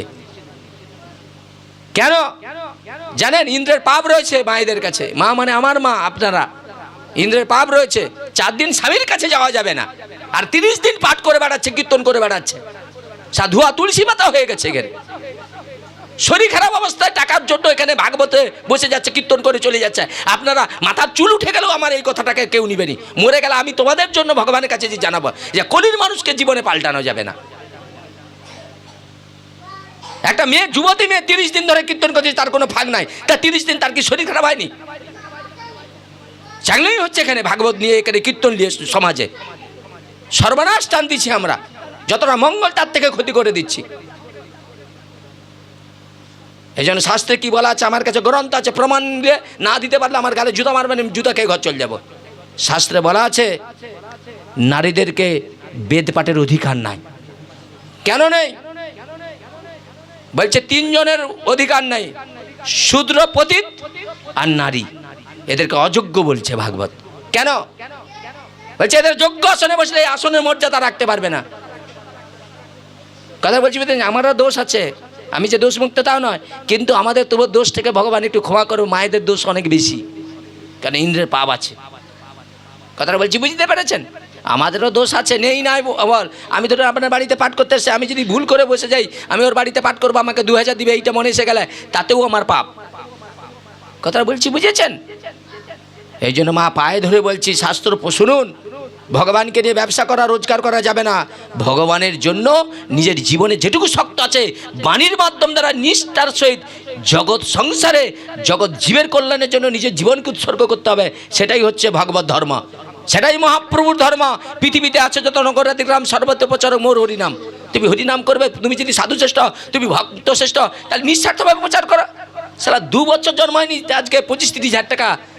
আর আমরা আজকে দীর্ঘদিন ব্যাগ বয়ে বয়ে আসছি, আজ দীর্ঘদিন লাইনে আছি, ওদেরকে 500 টাকা দিতে গেলে যেন গায়ে কষ্ট হয়। আর ওখানে ফটকা মাল, আচার করেনি কোচানো, সকালবেলা উল্টা পাল্টা খেয়ে দিয়ে তার বাড়িতে কীর্তন করে এসে আজ 30,000 টাকার কীর্তনিয়া।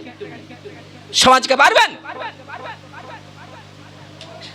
সমাজের অবস্থা এমন হয়েছে, ভাগবত একদিকে, সমাজ একদিকে চলে গেছে, বুঝেছেন? আর সব যে যার পাঠক বেশ সুন্দর করে বুঝি টুঝে কীভাবে আপনাকে পটিশটিয়ে টাকা নিয়ে পালিয়ে যাবে, আমাকে ডাকার দরকার। আমি সবাইকে বলি আমার মতো অধমকে ডেকে লাভ নেই, কারণ আমি স্পষ্ট কথা বলি, লোক বুঝেনি, দেখে কি হবে? লোক দেখে নি কিছু লাভ হবে? শাস্ত্র কি বলছে দেখুন। তাহলে ভগবান মনে মনে চিন্তা করলেন, কিন্তু এই চক্ষুতে অর্জুন আমাকে কখনো দেখতে পাবে না। তাই ভগবান কৃপা পরবর্ষ হয়ে গোবিন্দ অর্জুনকে বললেন, কি বললেন? কিন্তু এই চর্ম চোখে হেরিতে তোমার পক্ষে সম্ভব না হইবে কখন। এই চর্মচক্ষু দিয়ে তুমি আমাকে দর্শন করতে চাইলে দর্শন করতে পারবে না। তাই দিব্য চক্ষু দেই, তাহার দ্বারাই সমস্ত যোগ্য ঐশ্বর্য করহ দর্শন। আমি তোমাকে দিব্য চক্ষু দিলাম, তদ্রূপ এই আসনে বসে বলছি, এই কলিযুগে এত বড় গ্যারান্টি আছে আমার কাছে। আমি তো লোফার বাচ্চা, সত্যি কথা বাবা, ওই যে বিভিন্নভাবে লোফারিভাবে জীবন কাটাইছি। তা আমার মতো ভগবান এখানে নিয়ে আসছে মানে কি ভাবনি, আমাকে কম দেয়নি, আর দিচ্ছে বলে আমি এখানে আসছি। আমার জীবন আর বাকি কিছু নাই, শুধু যন্ত্রণা একটা, ভগবান তুমি দিচ্ছ যখন ধরে রাখতে পারলে। নিতাই গৌর প্রেমানন্দের বল। দেখুন বৃষ্টির জলটা কোথায় পড়ে? উঁচুতে পড়ে, পাহাড় পর্বতে, সেই জল গড়িয়ে গড়িয়ে কোথায় যায়? নিচে যায় না। বলে ওই নিচের জলকে যে গুরু কৃপাতে মাথায় তুলতে পারবে সেই হলো বৈষ্ণব। ঢি ভিঙ্গুর ধাতুর নাম হলো ধরণ পোষণ, বুঝেছেন? এই জন্য বললেন কলিকালের প্রথম সন্ধ্যায় অবতীর্ণ হইল কৃষ্ণ আপন দিয়ায়, ধরিলেন পশিলেন প্রেম। মহাপ্রভু মনুষ্য জগতে সংসারে প্রেম দিতে আসছিল, মানুষ সেটাকে বুঝল না। ভগবান যে সাঁতার বলছে, ঢেউ কাটিয়ে সাঁতার দিচ্ছে মোদের বংশীধারী। 16,108 জনকে নিয়ে যখন ভগবান রাস করে, তখন 16,108 জনের ভিতরে কি হয়েছে? কামে উন্মত্ত। ভগবান সবকে ঢেউ কাটিয়ে দিয়ে যাচ্ছে। আর আপনার ঘরে আমার ঘরে ওই 2টা ঢেউ সহ্য করার মতো ক্ষমতা আছে আপনার? তাহলে এই ভজনের জিনিস, ভোগের জিনিস নয়। কথাটা বলছি, বুঝেছেন? আমরা তো মৌমাছির মতো যাব, ওই ফুলটিকে ভোগ করে পালিয়ে আসবো, গাছ মরুক বাঁচুক দেখার দরকার নেই। কথাটা বলছি, বুঝতে পেরেছেন বাবা? একটু যদি ইয়ং বয়সে শুনতেন না, তাহলে পাগল হয়ে যেতেন। পরে আখ থেকে কীভাবে রস মার হয়, রসে কত জ্বালন দিলে গুড় হয়, হ্যাঁ কি জিনিস পাবেন এর ভিতরে। যা আছে ব্রহ্মাণ্ডে তা আছে দেহভাণ্ডে। কি তাহলে এখানেই ব্রহ্মাণ্ডে 84 কোটি ব্রজধাম, এখানেই নিত্য ভগবান লীলা করছে। আদ্যবি সেই লীলা করে গৌর রায়, কোন কোন ভাগ্যবান জীব দেখিবারে ভাই। ভগবান কি করলেন? বললেন তাই দিব্য চক্ষু দেই, তাহার দ্বারা আমার সমস্ত ঐশ্বর্য করহ দর্শন। অর্জুন, আমি তোমাকে দিব্য চক্ষু প্রদান করলাম, তুমি দর্শন করো আমি কে। এই কথা বলে গোবিন্দ কি করলেন? রথের উপরে দাঁড়িয়ে বিশ্বমূর্তি রূপ ধারণ করিয়া দণ্ডমান হলেন। নিতাই গৌর প্রেমানন্দে। এইবার জানেন যে অর্জুন ব্যঙ্গমা করেছিল ভগবানকে নিয়ে না, এবার অর্জুনের কি অবস্থা হচ্ছে দেখুন। অর্জুন সেই বিশ্বরূপ দেখে এবার বলতে শুরু করেছেন, শ্রীমুখ নয়ন তার শঙ্কা নেই করা যায়। আরে বাবা, যে কৃষ্ণকে নিয়ে আমি এক্ষুনি ব্যঙ্গমা করছি, তার কতগুলো মুখ, কতগুলো হাত, কতগুলো চোখ আমি বলতে পারবো না। এক পায়ে সারা পৃথিবীটাকে দখল করে নিতে পারে, সেই ভগবানের কথা বলতে বসেছি। তাই গোপীরা বলছে, সৃষ্টিকর্তা ব্রহ্মাকে তুমি সৃজন জানো না? মাত্র 2টো কান 2টো নয়ন দিচ্ছে, এতে কি হবে? কোটি নেত্র কোটি কর্ণ দিলে তবে যদি আমরা লীলা আস্বাদন করে একটু সুখ পেতাম। 2টা কানে কি পাবেন হরি কথা, আর এক বদনে আমার বলেও অনন্ত সুখ হয় না। 1000 বদন দরকার, তবে হরি কথার প্রকাশ হবে, বুঝেছেন? ভগবান শুনেন, বলছে শ্রীমুখ নয়ন তার সংখ্যা নাই করা যায়, অগণম দিব্য আবরণ, অদ্ভুত অদ্ভুত তাই দর্শনীয় বস্তু ভাই, উদিত দিব্য বস্ত্র অগণ। বলে তার কত হাত, কত মুখ, কত কি সে আর বলতে পারে না। মাল্য বস্ত্রে সুবর্ষিত, দিব্য গন্ধে আমোদিত। বলে কত গলা, কত মালা, আর ভগবানের গায়ের গন্ধে আমার ভিতরটাই যেন একটা আলাদা হচ্ছে। ভগবান যদি এখানে এসে যায় না, নাং তিষ্ঠমি বৈকুণ্ঠে জগন্নাং হৃদয় নাচ মদভক্ত যাত্র গান্তি তত্র তিষ্ঠমে নারদ। ভগবান যদি একবার ডাকটা ঠিক এই ডাকটা গোবিন্দের কাছে চলে যায়, গোবিন্দ যদি একবার নড়ে যায়, এখানে পরিবেশ পাল্টে দিবে। এই পরিবেশ আর থাকবে না, পরিবেশ আলাদা জগৎ এসে যাবে, বুঝেছেন? তাই কি করলেন? বলছে দ্যুতিমান সর্ব ঐশ্বর্যময়, সর্বস্থানে অগণন, শোভে দিব্য শ্রীবদন। সেই রূপ কি বিচিত্রময়, আমি যেখানেই নেত্র বলছি সেখানেই কৃষ্ণ দেখছি। বৈষ্ণবরা এইরকমই কুকুরের মধ্যেও ভগবানকে দেখবে, গোমাতার মধ্যে ভগবানকে দেখবে, চণ্ডালের মধ্যেও দেখবে, ব্রাহ্মণের মধ্যেও দেখবে, বৈষ্ণবের মধ্যে দেখবে, বৃক্ষের মধ্যে থাকবে সেই বৈষ্ণব। না হলে আমার মতো এই আপনাদের শুধু ওই দোষগুলো ধরতে আসি, বলে দিচ্ছি। বাবা আবার কেউ কিছু খারাপ ভাবছে নাকি? হাতে ধরে ক্ষমা চাচ্ছি বাবা, লাভটা আপনাদের আমার নয়। আমি শুধু মাস্টার হয়ে আসছি, যাক বাচ্চা বয়সে আপনাদের একটু শিক্ষা দিই যাতে সঠিকটা নিয়ে যেতে পারি। এখানে কিন্তু দেখুন, আমি বললে আমাকে বেশি করে বেতন পাওয়ার জন্য নয়, সঠিক পথ দর্শন করানোই হলো আমার কাজ। এই জন্য ভক্তি সিদ্ধান্ত সরস্বতী ঠাকুর বললেন, গৌড়ীয় যিনি প্রাণ, যিনি 64 মঠের আচার্য ছিলেন, বললেন কোনো জমিদার মনে করলে তার টাকার দ্বারা 10,000 হসপিটাল করতে পারে, জনমানবের সেবা করতে পারে। কোনো ভক্ত যদি কাউকে ভাগবত কথা শুনিয়ে শুদ্ধ ভক্তিতে এনে সদ্গুরুদেবের চরণে নিয়ে যেতে পারে, তাহলে 10,000 হসপিটালে যে করলো, যে পুণ্য পেল, একজনকে ভক্তকে করলে তার থেকে অনন্ত পুণ্য লাভ করতে পারে। আর আমার সব উঠাপড়া হচ্ছে মহাজনদের নিয়ে, আমি ওই হালকা লোকের সঙ্গে থাকি নাই বাবা। আমি কিন্তু সংসারী, কিন্তু আমার লক্ষ্যটা অনেক উঁচু। আমি এই সংসারী মানুষকে পছন্দ করতে পারি না বাবা। আমার চরণে বেশি, সাধুর চরণে আমি গড়ে থাকি। কেন বলে তো আমি সাধুর তেজ আমি পাই, তাদের যে ভজন শক্তিটাকে আমি অনুভব করতে পারি। এই জন্য আমি কিন্তু হয়েছি সংসারে, কিন্তু আমার 2জনই গুরুদেব, সব মঠবাসী, বুঝেছেন? তাহলে এই মঠে যাওয়াটা এত সাধারণ কথা নয়। আমি যে জায়গায় আছি আমাকে সবাই লাদ মারে, জুতা মারে, অনেকে নিন্দা করে, আমার কারণ আছে, আমার একটা ফল্ট আছে। আমি কিন্তু এখনও সংস্কার নেইনি। কেন? আমার ভজনটা একটু আলাদা করতে যাচ্ছি। আমি বিধি মার্গটাকে অতটা বেশি গুরুত্ব দিচ্ছি না এখন, আমি আলাদা মার্গের ভজন করতে চাই। সেটা যদি গৌর গোবিন্দের গুরুদেবের কৃপা হয়, আমি এত ছোট হালকা জিনিস নিতে চাইনি, বুঝেছেন? বিধি মার্গে হলে কী হবে বলেন তো, এই তার দোষ দেখতে দেখতে নিজের সর্বনাশ হয়ে যাবে, বুঝেছেন?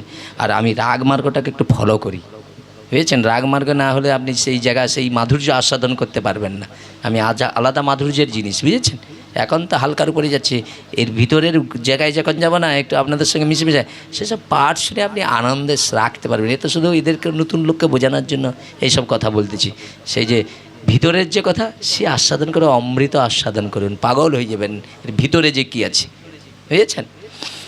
তাহলে এখন কী হলেন? তাহলে ভক্তি সিদ্ধান্ত সরস্বতী করে শিষ্য ছিলেন আমার পরম গুরুদেব, নাম ছিল ভক্তি সন্ত কুমুদ গোস্বামী। মায়াপুরে যে বলবেন, মায়াপুরে যে বলবেন যে ভক্তি সন্ত কুমুদ গোস্বামী, বুঝেছেন? আর সেই ভক্তি কুমুদ গোস্বামীর যিনি শিষ্য, মানে যিনি প্রকৃত গুরু সেবা করে গুরু দাস্যে জীবন কাটিয়েছেন, সেটা হলো আমার গুরুদেব ভক্তি ত্রিদণ্ডী ভক্তি কমল ঋষিকেশ মহারাজ, বুঝেছেন? হ্যাঁ, যাবেন মায়াপুরে, গৌড়িয়া যে মঠ আছে না, মূল মঠটা 2য় গেটে এই ভিতর দিয়ে চলে গিয়েছে, ঠিক আছে? একটু ছোট্ট করে আমার গুরুদেবের মঠ, যাবেন বললাম। আর কোনোদিন যদি আপনার সুযোগ হয়, একবার বলে যাচ্ছি, আমার তো বাচ্চা মানুষ, একবার গুরুদেবকে আনার চেষ্টা করুন, আমার দর্শন করবেন। বা যদি না আনতে পারেন, আশপাশে আমাদের ফোন নাম্বার দিয়ে রাখেন। গুরুদেব আমাদের মূল আমাদের একটা শাখা হয়েছে, তমলুকে মঠ আছে। গুরুদেব কোনোদিন আইলে আপনাদেরকে ডাকবো, যে সাধুর কি জিনিস আছে দেখতে হবে। মুখে বললে আপনাকে বুঝাতে পারবো না সাধুর যে টেম্পারেচার, সাধু কি জিনিস, সেটা না দেখলেও হবে না। এই যে বগলের মধ্যে দণ্ডিটা আছে, হাতে মাইক্রোফোন আছে, ঠিক আছে? সারা মায়াপুর পুরা সারা এই যে 9টা দ্বীপ ঘুরে বেড়াচ্ছে, যেসব দৃশ্য চোখে তো না দেখলে আপনাদের আর কি করে বোঝাবো, ওটা বোঝানোর জিনিস। যে গঙ্গাসাগরে যায় সে গঙ্গাসাগরের কথাটা বলতে পারবে, আমি তার নাচ গেলে বলতে পারবো না, সেই জন্য যাবেন। এই জন্য গুরু হচ্ছে আসল বস্তু বাবা। গুরুকে বাদ দিয়ে যদি আপনি চলতে চান এক পাও চলতে পারবেন না। আমি যা কিছু করছি আমার গুরুদেবের শক্তিতে, আমার নিজের কিছু ব্যক্তিত্ব কিছু নেই বাবা। আপনিও যা আমিও তা। এই আসনটা হচ্ছে আমার গুরুদেবের আসন। হ্যাঁ, গুরুদেব আমাকে শক্তি দেয়, আমি সে কথা বলি। আমার ব্যক্তিগত কিচ্ছু নেই বাবা। আপনিও যেমন আমিও তেমন। কোনোদিন আবার ভুল বুঝবেন না যে আমার মধ্যে বিশেষ কিছু আছে না। আমি গুরু কৃপাতে যেটুকু বলতে শক্তি দেয় ভগবান সেটুকু বলি, বুঝেছেন? তাহলে বললেন কি, এ কি? অর্জুন বলছে এ কি, আমি কি দেখছি? যাকে একটু আগে আমি সখা বলে ব্যঙ্গ করেছিলাম, বিদ্রুপ করেছিলাম, এখন কি দেখছি? তার দেহের মধ্যে অনন্ত বিশ্ব ব্রহ্মাণ্ড, অনন্ত কোটি বিশ্ব ব্রহ্মাণ্ড, যক্ষক রক্ষক গন্ধর্ব কিঙ্কর পশুপাখি লতা পাহাড় পর্বত নদী নালা, এমনকি কুরুক্ষেত্রটাও গোবিন্দের হৃদয়ে দর্শন করছে অর্জুন।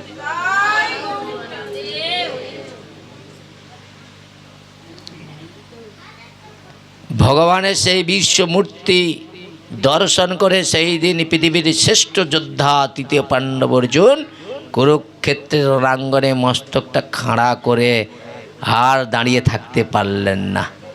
কি করলেন? গোবিন্দ চরণে লুটিয়ে পড়লেন। আর যেই ভগবানের চরণে লুটিয়ে পড়েছে, আর বদনে কি বলছেন জানবেন? আদি মধ্য অন্ত তব দর্শনে অসম্ভব। আপনি আদি, আপনি মধ্য, আপনি অনন্ত, আপনার থেকেই সব সৃষ্টি। তাহলে সৃষ্টি স্থিতি বিনাশের মালিক একজন, কিন্তু পৃথক যে এতজন আছে, কারণ কি? কারণের ভিতরে বলছে দেখুন, আদি মধ্য অন্ত তব দর্শনীয় অসম্ভব বদনে জ্বলন্ত হুতাসন। তোমাকে দর্শন করে আমি আর ঠিক থাকতে পারি না, গায়ে কি যন্ত্রণা হচ্ছে। সীমাহীন তব বীর্য নেত্রদয় চন্দ্র সূর্য। বলে তোমার চোখ দুটো যেন আমি চন্দ্র সূর্য দেখছি। তোমার যে শক্তি, কোন আঙুলে গিরিগোবর্ধন পর্বত তুলে রাখছে 7 দিন, আর ব্রজবাসীরা ডাং দিয়ে ঠিকই রাখছে, মনে করছে যদি কৃষ্ণের হাতটা সরে যায় তাহলে চাপা পড়ে মরে যাব। তুই পাগল, পাগলের কাজ।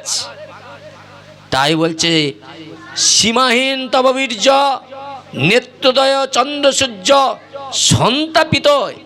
এই বিশ্বভুবন, তুমি এই বিশ্বভুবনকে সন্তাপ করছো, মানে কি? ব্যাধি মানুষকে ভালো করছো, অজ্ঞানী মানুষকে সাধুসঙ্গ করেছ, সাধুসঙ্গের মাধ্যম দ্বারা তোমার চরণাশ্রিত করছ। কি এবার বলছে বায়ুজম অগ্নি তুমি। আমরা বায়ুজমের আলাদা আলাদা দেবতা রয়েছে, কিন্তু এইটা আমরা দেখছি কিন্তু সবই একই। বরুণ চন্দ্র তুমি, ব্রহ্মার জনকও তুমি। তাহলে ব্রহ্মা যে, এই যে ব্রহ্মা সৃষ্টিকর্তা ব্রহ্মা, এর জনককে পিতা সেই কৃষ্ণ। তাহলে প্রথমে ভগবান ভাগবতের জ্ঞান কাকে দিয়েছিল? ব্রহ্মাকে। ব্রহ্মা কাকে দিয়েছিল? শিবকে। শিব কাকে দিয়েছিল? নারদকে। নারদ কাকে দিয়েছিল? ব্যাসদেবকে। ব্যাসদেব কাকে দিয়েছিল? সুখদেবকে। সেই পরম্পরা আমরা পেয়েছি। আরে হ্যাঁ কিনা বলুন? ঠিক আছে তো? ভুল হয়নি তো? ভুল হলে কিন্তু আপনারা লাঠি রাখবেন, হ্যাঁ, দুঘা চড়াবেন আমাকে। বাচ্চাকে তো ভুল ভালো হয়ে যেতে পারে, বুঝেছেন? তো এবার বললেন কি, তোমাকে সহস্র সহস্রবার করি নমস্কার, পুনঃ পুনঃ জানাই প্রণাম। বারবার তোমাকে কি করছে? নমস্কার জানাচ্ছে, আর বারবার কি করছে? প্রণাম জানাচ্ছে। আচ্ছা, যে অর্জুন একটু আগে ভগবানকে নিয়ে ব্যঙ্গ করেছিল, তা বলছে হে কৃষ্ণ, আমি এতক্ষণে বুঝলাম তুমি কে, তুমি অনন্ত কোটি ব্রহ্মাণ্ডের মালিক, কিন্তু এখন একটি সন্দেহ আমার মনে উকি মারছে। ভগবান বলে এত সব করার পরে আবার সন্দেহ অর্জুনের। বলে কি সন্দেহ? সন্দেহ বলে সন্দেহ, মানে সন্দেহটা এটাই, বলে কি, যে অনন্ত কোটি বিশ্ব ব্রহ্মাণ্ডের মালিক হইয়া নিরাকার পুরুষ হইয়া তুমি কেন, কিসের জন্য একজন সাধারণ মানুষের মতো দেহ ধারণ করে এই মর্তধামে আবির্ভূত হয়েছে বলো? দেখেছেন, একেই বলে শ্রোতা। একবারে গড়াই যে ধরবে ভগবানের কাছ থেকে বার করবে। এই প্রশ্নের উত্তরে গোবিন্দ গীতার ৪র্থ অধ্যায় সেই যে শ্লোক রয়েছে, কি শ্লোক বলেন তো? যদা যদা হি ধর্মস্য গ্লানির্ভবতি ভারতম অভ্যুত্থানা ধর্মস্য ততৎমাनं সৃজাম্যহ পরিত্রাণাং সাধনাং বিনাশায় তদুষ্কৃতাম ধর্ম স্থাপনার্থায় সম্ভবামি যুগে যুগে। কি বললেন? পরিত্রাণাং সাধনাং বিনাশায় তদুষ্কৃতাম ধর্ম স্থাপনার্থে সম্ভবামি যুগে যুগে। কিন্তু ওটা সংস্কৃত হবে উগে উগে, বুঝেছেন? তাহলে বললেন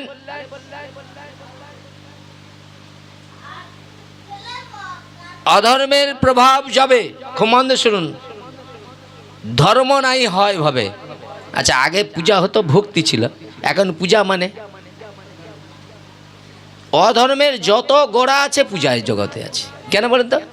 কেউ মন দিয়ে কিছু মনে করে না, আমি একটু দৃষ্টান্ত দিচ্ছি, আবার কেউ খারাপ চোখে নেন। দৃষ্টান্ত কি? আগে পূজা হলে মানুষ কত নিষ্ঠা ভক্তি করতে হয়, এখন পূজা হলে কে কত বড় বক্স আনতে পারছে, কে কত বড় প্যান্ডেল করতে পারছে, বুঝেছেন? আবার কে কত মদে কতটা খরচ করতে পারছে। এটা কিছু মনে করেনি, কিন্তু বাস্তব জায়গায় দাঁড়িয়ে আমি কথা বলছি, কিন্তু খারাপ নিও না বাবা। এইবার বলুন ভক্তিটার জায়গাটা কথা। আগে বছরে একদিন পাড়ায় একটা কোনো পূজা হতো, ছেলেরা একটু শখের সাথে একটু আধটু খেত, মায়েরা তাকে গাড় দিয়ে যাকে গন্ডগোল না হয় ঘলিয়ে আসতো। এখন ছেলেদেরকে স্ত্রীদেরকে গাড় দিতে হচ্ছে। কি? আরে হ্যাঁ কিনা বলুন? এখন ছেলেরা নাচে, আর মায়েরা যা খেলা জমায় রে ভাই, নিতাই গুর প্রেমানন্দের, পাগল করে দিবে জগৎ, বুঝেছেন? তাই বলছেন কি অধর্মের প্রভাব জমে, ধর্ম নাই হবে। শোনো শোনো হে ধনঞ্জয়। তাহলে ধনঞ্জয় কার নাম? অর্জুনের নাম। তাই বললেন আমি দিব্য দেহ ধরি আপনাকে সৃষ্টি করি, অবতীর্ণ হই সেই সময় সাধুগণের রক্ষিবারে দুষ্টগণের নাসিবারে ধর্ম করিতে স্থাপন যুগে যুগে আসি আমি। হে অর্জুন শোনো তুমি, সত্য হয় আমারও বচন। আচ্ছা, যদি ভগবানের কথা সত্য হয় তাহলে কলকি অবতার তো আসবে। তাহলে এখন একটু অধর্ম হোক, নাহলে কলকি আসবে কি করে? কথাটা বোঝার চেষ্টা করুন। এক প্রকার মানুষ ভগবানকে জানাচ্ছে ভগবান মানুষের কবে চৈতন্য জাগবে, আর একজন মানুষ মনে করে, একজন চিন্তা করে কি করে মানুষকে নরকে নামানো যায়। দেখুন, যারা প্রকৃত ভরি ভজন করছে, আরে আমার আনন্দ, আমি সুখটা পেয়েছি, এর একটু ভাগ দেয়। আরেকজন তো সুখের কিছু জানেনি, সে কি করেছে, নিজেই তার কিছু বুঝেনি, সে অন্যকে বুঝাতে গেছে, বুঝতে পারছো? নিজে কিচ্ছু জানেনি, নিজের কিচ্ছু জ্ঞান নাই, সে যে তোমাকে জ্ঞান মারতেছে। মানে তাহলে কলি কাকে সাহায্য করো? ওকে। আর প্রকৃতজনকে ধরে টিপে মারবে কলি, বুঝেছেন? তাই বললেন দুষ্টকারীদের দমন, সাধুদের সংরক্ষণের জন্য, ধর্মকে স্থাপন করবার জন্য আমি এই 3টি কারণের জন্য এই পৃথিবীতে আসি। তাতেই সঙ্গে সঙ্গে আবার প্রশ্ন এসে গেছে। বলে কেন? বলে কুরুক্ষেত্রে মহাসংগ্রামের সমাপ্ত হওয়ার সঙ্গে সঙ্গে কিছু ভক্ত গোবিন্দকে জিজ্ঞাসা করলেন, হে কৃষ্ণ, আপনার আবির্ভূতর কারণ তো অর্জুনকে যা বলিয়াছেন তা আমার দিকে বিশ্বাস হইতেছে না। বলে আপনি যে বলছেন সাধুদেরকে রক্ষা করেন, দুষ্টদেরকে দমন করেন, ধর্মকে রক্ষা করেন, আমার আর বিশ্বাস করতে পারেন। বলে কেন? বলে কারণ ইতিপূর্বে আপনি 3টি কাজের জন্য 3টি দেবতা সৃষ্টি করেছেন। হ্যাঁ কিনা বলেন? সৃষ্টি স্থিতি বিনাশের মালিক 3 জনকে রেখেছে। হ্যাঁ কিনা বলেন? তাহলে তুমি সেই দায়িত্বটা তুমি আবার তোমার কাছে কেন? এখানে বললেন কি, বলে এই যে 3 জন দেবতা রয়েছে, তারা কারা? ব্রহ্মা, বিষ্ণু, মহেশ্বর। আচ্ছা, যে কাজের দায়িত্ব অন্যের উপরে অর্পণ করেছ, তাহলে সেই কাজ করিবার জন্য আপনাকে কেন আসিতে হইবে? এইখানটা একটা দারুণ কথা বললেন। কে? সুখদেব। এই প্রশ্নের উত্তর দিলেন সুখদেব গোস্বামী পাদ। জীবজগৎকে অনুগ্রহ করিবার জন্য তিনি মনুষ্য দেহ ধারণ করে এই মর্তধামে আবির্ভূত হলেন। এরপরে তিনি 125 বছর লীলা করলেন। 125 বছর লীলা করলেন কোথায় কোথায়? ব্রজলীলা করলেন 10 বছর 8 মাস, ওটাকে 11 বছর ধরায়। এরপরে তিনি কোথায় গেলেন? মথুরায়। মথুরায় কত বছর লীলা করেছিলেন? 12 বছর। তাহলে 11 12 কত হয়? 25 23। তারপরে তিনি কোথায় গিয়েছিলেন? হস্তিনাপুরে। হস্তিনাপুর, কুরুক্ষেত্রে, বুঝেছেন? মা কুন্তির চোখের জল পিসিমার চোখের জল কেন? ওই ধৃতরাষ্ট্র কী করলেন? পঞ্চপাণ্ডব থেকে জুতো গিয়ে পুড়ে মারার চক্র, কুন্তির কান্না। তাহলে পিসিমারকে সন্তানদেরকে এভাবে অনিষ্ট করতে, অত্যাচার করছে। স্বয়ং ভগবান কী করছে? এদের কাছে ছিলেন, এদেরকে কি করলেন? এদেরকে নিয়ে ধৃতরাষ্ট্রের কাছে গেলেন। ধৃতরাষ্ট্রকে যে বোঝালেন যে এরা তো তোমার আপনজন, তাহলে এদেরকে তোমরা 5টা পুত্রকে 5টা গ্রাম দিয়ে দাও আর তোমরা সব ভোগ করো। বলে বিনা যুদ্ধে না জীব সূচের অগ্রমেদিনী। যুদ্ধ চায়, কিন্তু কৃষ্ণ যুদ্ধ চায় না, কৃষ্ণ মীমাংসা চায়। কিন্তু এরা যুদ্ধ চেয়েছিল, কিন্তু অনেক করে বুঝিয়েছিল, কিন্তু বুঝে নাই। বুঝেছেন? কিন্তু লাস্টে কি করলেন? কৃষ্ণকে গালি দিতে শুরু করলেন, নিন্দা করতে শুরু করলেন। তখন কুন্তি বললেন না, যুদ্ধ যখন চাচ্ছে যুদ্ধই হোক। এরপরে অনেক কথা আছে। যুদ্ধে ভগবান কৃষ্ণ কেন পঞ্চপাণ্ডবের কাছে ছিল, ওই দুর্যোধন দুঃশাসনের কাছে ছিল না? দুর্যোধন দুঃশাসন কৃষ্ণের কোনো গুণকে তারা স্বীকার করতেন না, তারা ভগবান বলে তার অস্তিত্ব রাখতেন না, তাকে গালি নিন্দা করতেন। বুঝেছেন? কিন্তু ভগবান কি করলেন? ওর নাম বলুন, নারদ ঋষি বললেন, ও এরা তোমার রক্তের সম্পর্ক, এদের কাছে তুমি থাকবে কেন? তোমরা ধৃতরাষ্ট্রের পুত্র, তাদের কাছে তুমি থাকলে না কেন? ভগবান বলে অর্জুন মানে আমার নারদকেও একটু শিক্ষা দিতে হবে। 3টা মালা দিলেন। কিসের মালা? পারিজাত ফুলের মালা, গোলাপ ফুলের মালা, টগর ফুলের মালা। বলে উত্তম মধ্যম অধমকে পরিয়ে আসো। যখন দুর্যোধন দুঃশাসনের গৃহেতে গিয়েছে, তারা এমন কাজের ব্যস্ত, বৈষ্ণবকে দেখে গুরুত্ব দিচ্ছে না। নারদ জি বলছে, শোনো দুর্যোধন, আমি একটা দায়িত্ব নিয়ে এসেছি, আপনাদের সঙ্গে একটু কথা বলে। এতবেলা কাজের বেলা যত সব এইসব কেন যে আসে, মোরা জায়গা পাই। দূর, অনেকে দেখবেন বৈষ্ণব জনকে দেখলে একটু রাগ হয়, গাল দেয়। কাজের বেলা এরা বেকার লোক, খেতে পাইনি মধ্যে চলে আসে, ব্যঙ্গমা করে। আবার গুরুদেব আপনি বসুন, আমি দোকানে যাচ্ছি, এরকম উপদেশ করে। আমি দোকানে যাচ্ছি, গুরুদেব তার চাকর। বুঝেছেন? মনুষ্য বলতে। আর গুরুদেবেরা মনে করে গুরুদেবকে আমরা দিলে গুরুদেবের চলে, এরকমও ভাবনা অনেকের আছে বাবা। বুঝেছেন? এইভাবে কি করেছে? 3টা মালা নিয়ে গেছে। এখন সঙ্গে সঙ্গে কি করেছে? যে রাজ সিংহাসনে বসে পড়েছে দুর্যোধন, পাশে ভাইকে বসাইছে দুর্যোধনকে, আর নারদদা দাঁড়িয়েছে। মানে ব্যাপারটা দেখছেন তো? এই ব্যাপারটাকে কি লোক বলে, কি এই ব্যাপারটাকে কি বলে? ছোট লোকের মতো ব্যবহার না। সাধুগুরু বৈষ্ণবকে আগে বসতে দেয়, সে আগে কেছে, নিজে বসে আছে, সে তার দাঁড়িয়ে আছে। এবার সঙ্গে সঙ্গে কি করলো? বলছে, বলো এই রাজ্যে তুমি, তোমার চোখে সব থেকে শ্রেষ্ঠ কে? বলে তোমার কি চোখে ছানি পড়ছে? এই রাজ্যের রাজা আমি, তা আমার থেকে শ্রেষ্ঠ কে আছে? নারদ কি করলেন? মালাটা নিয়ে একবারে পরিয়ে দিচ্ছে দুর্যোধনের গলায়। বুঝেছেন?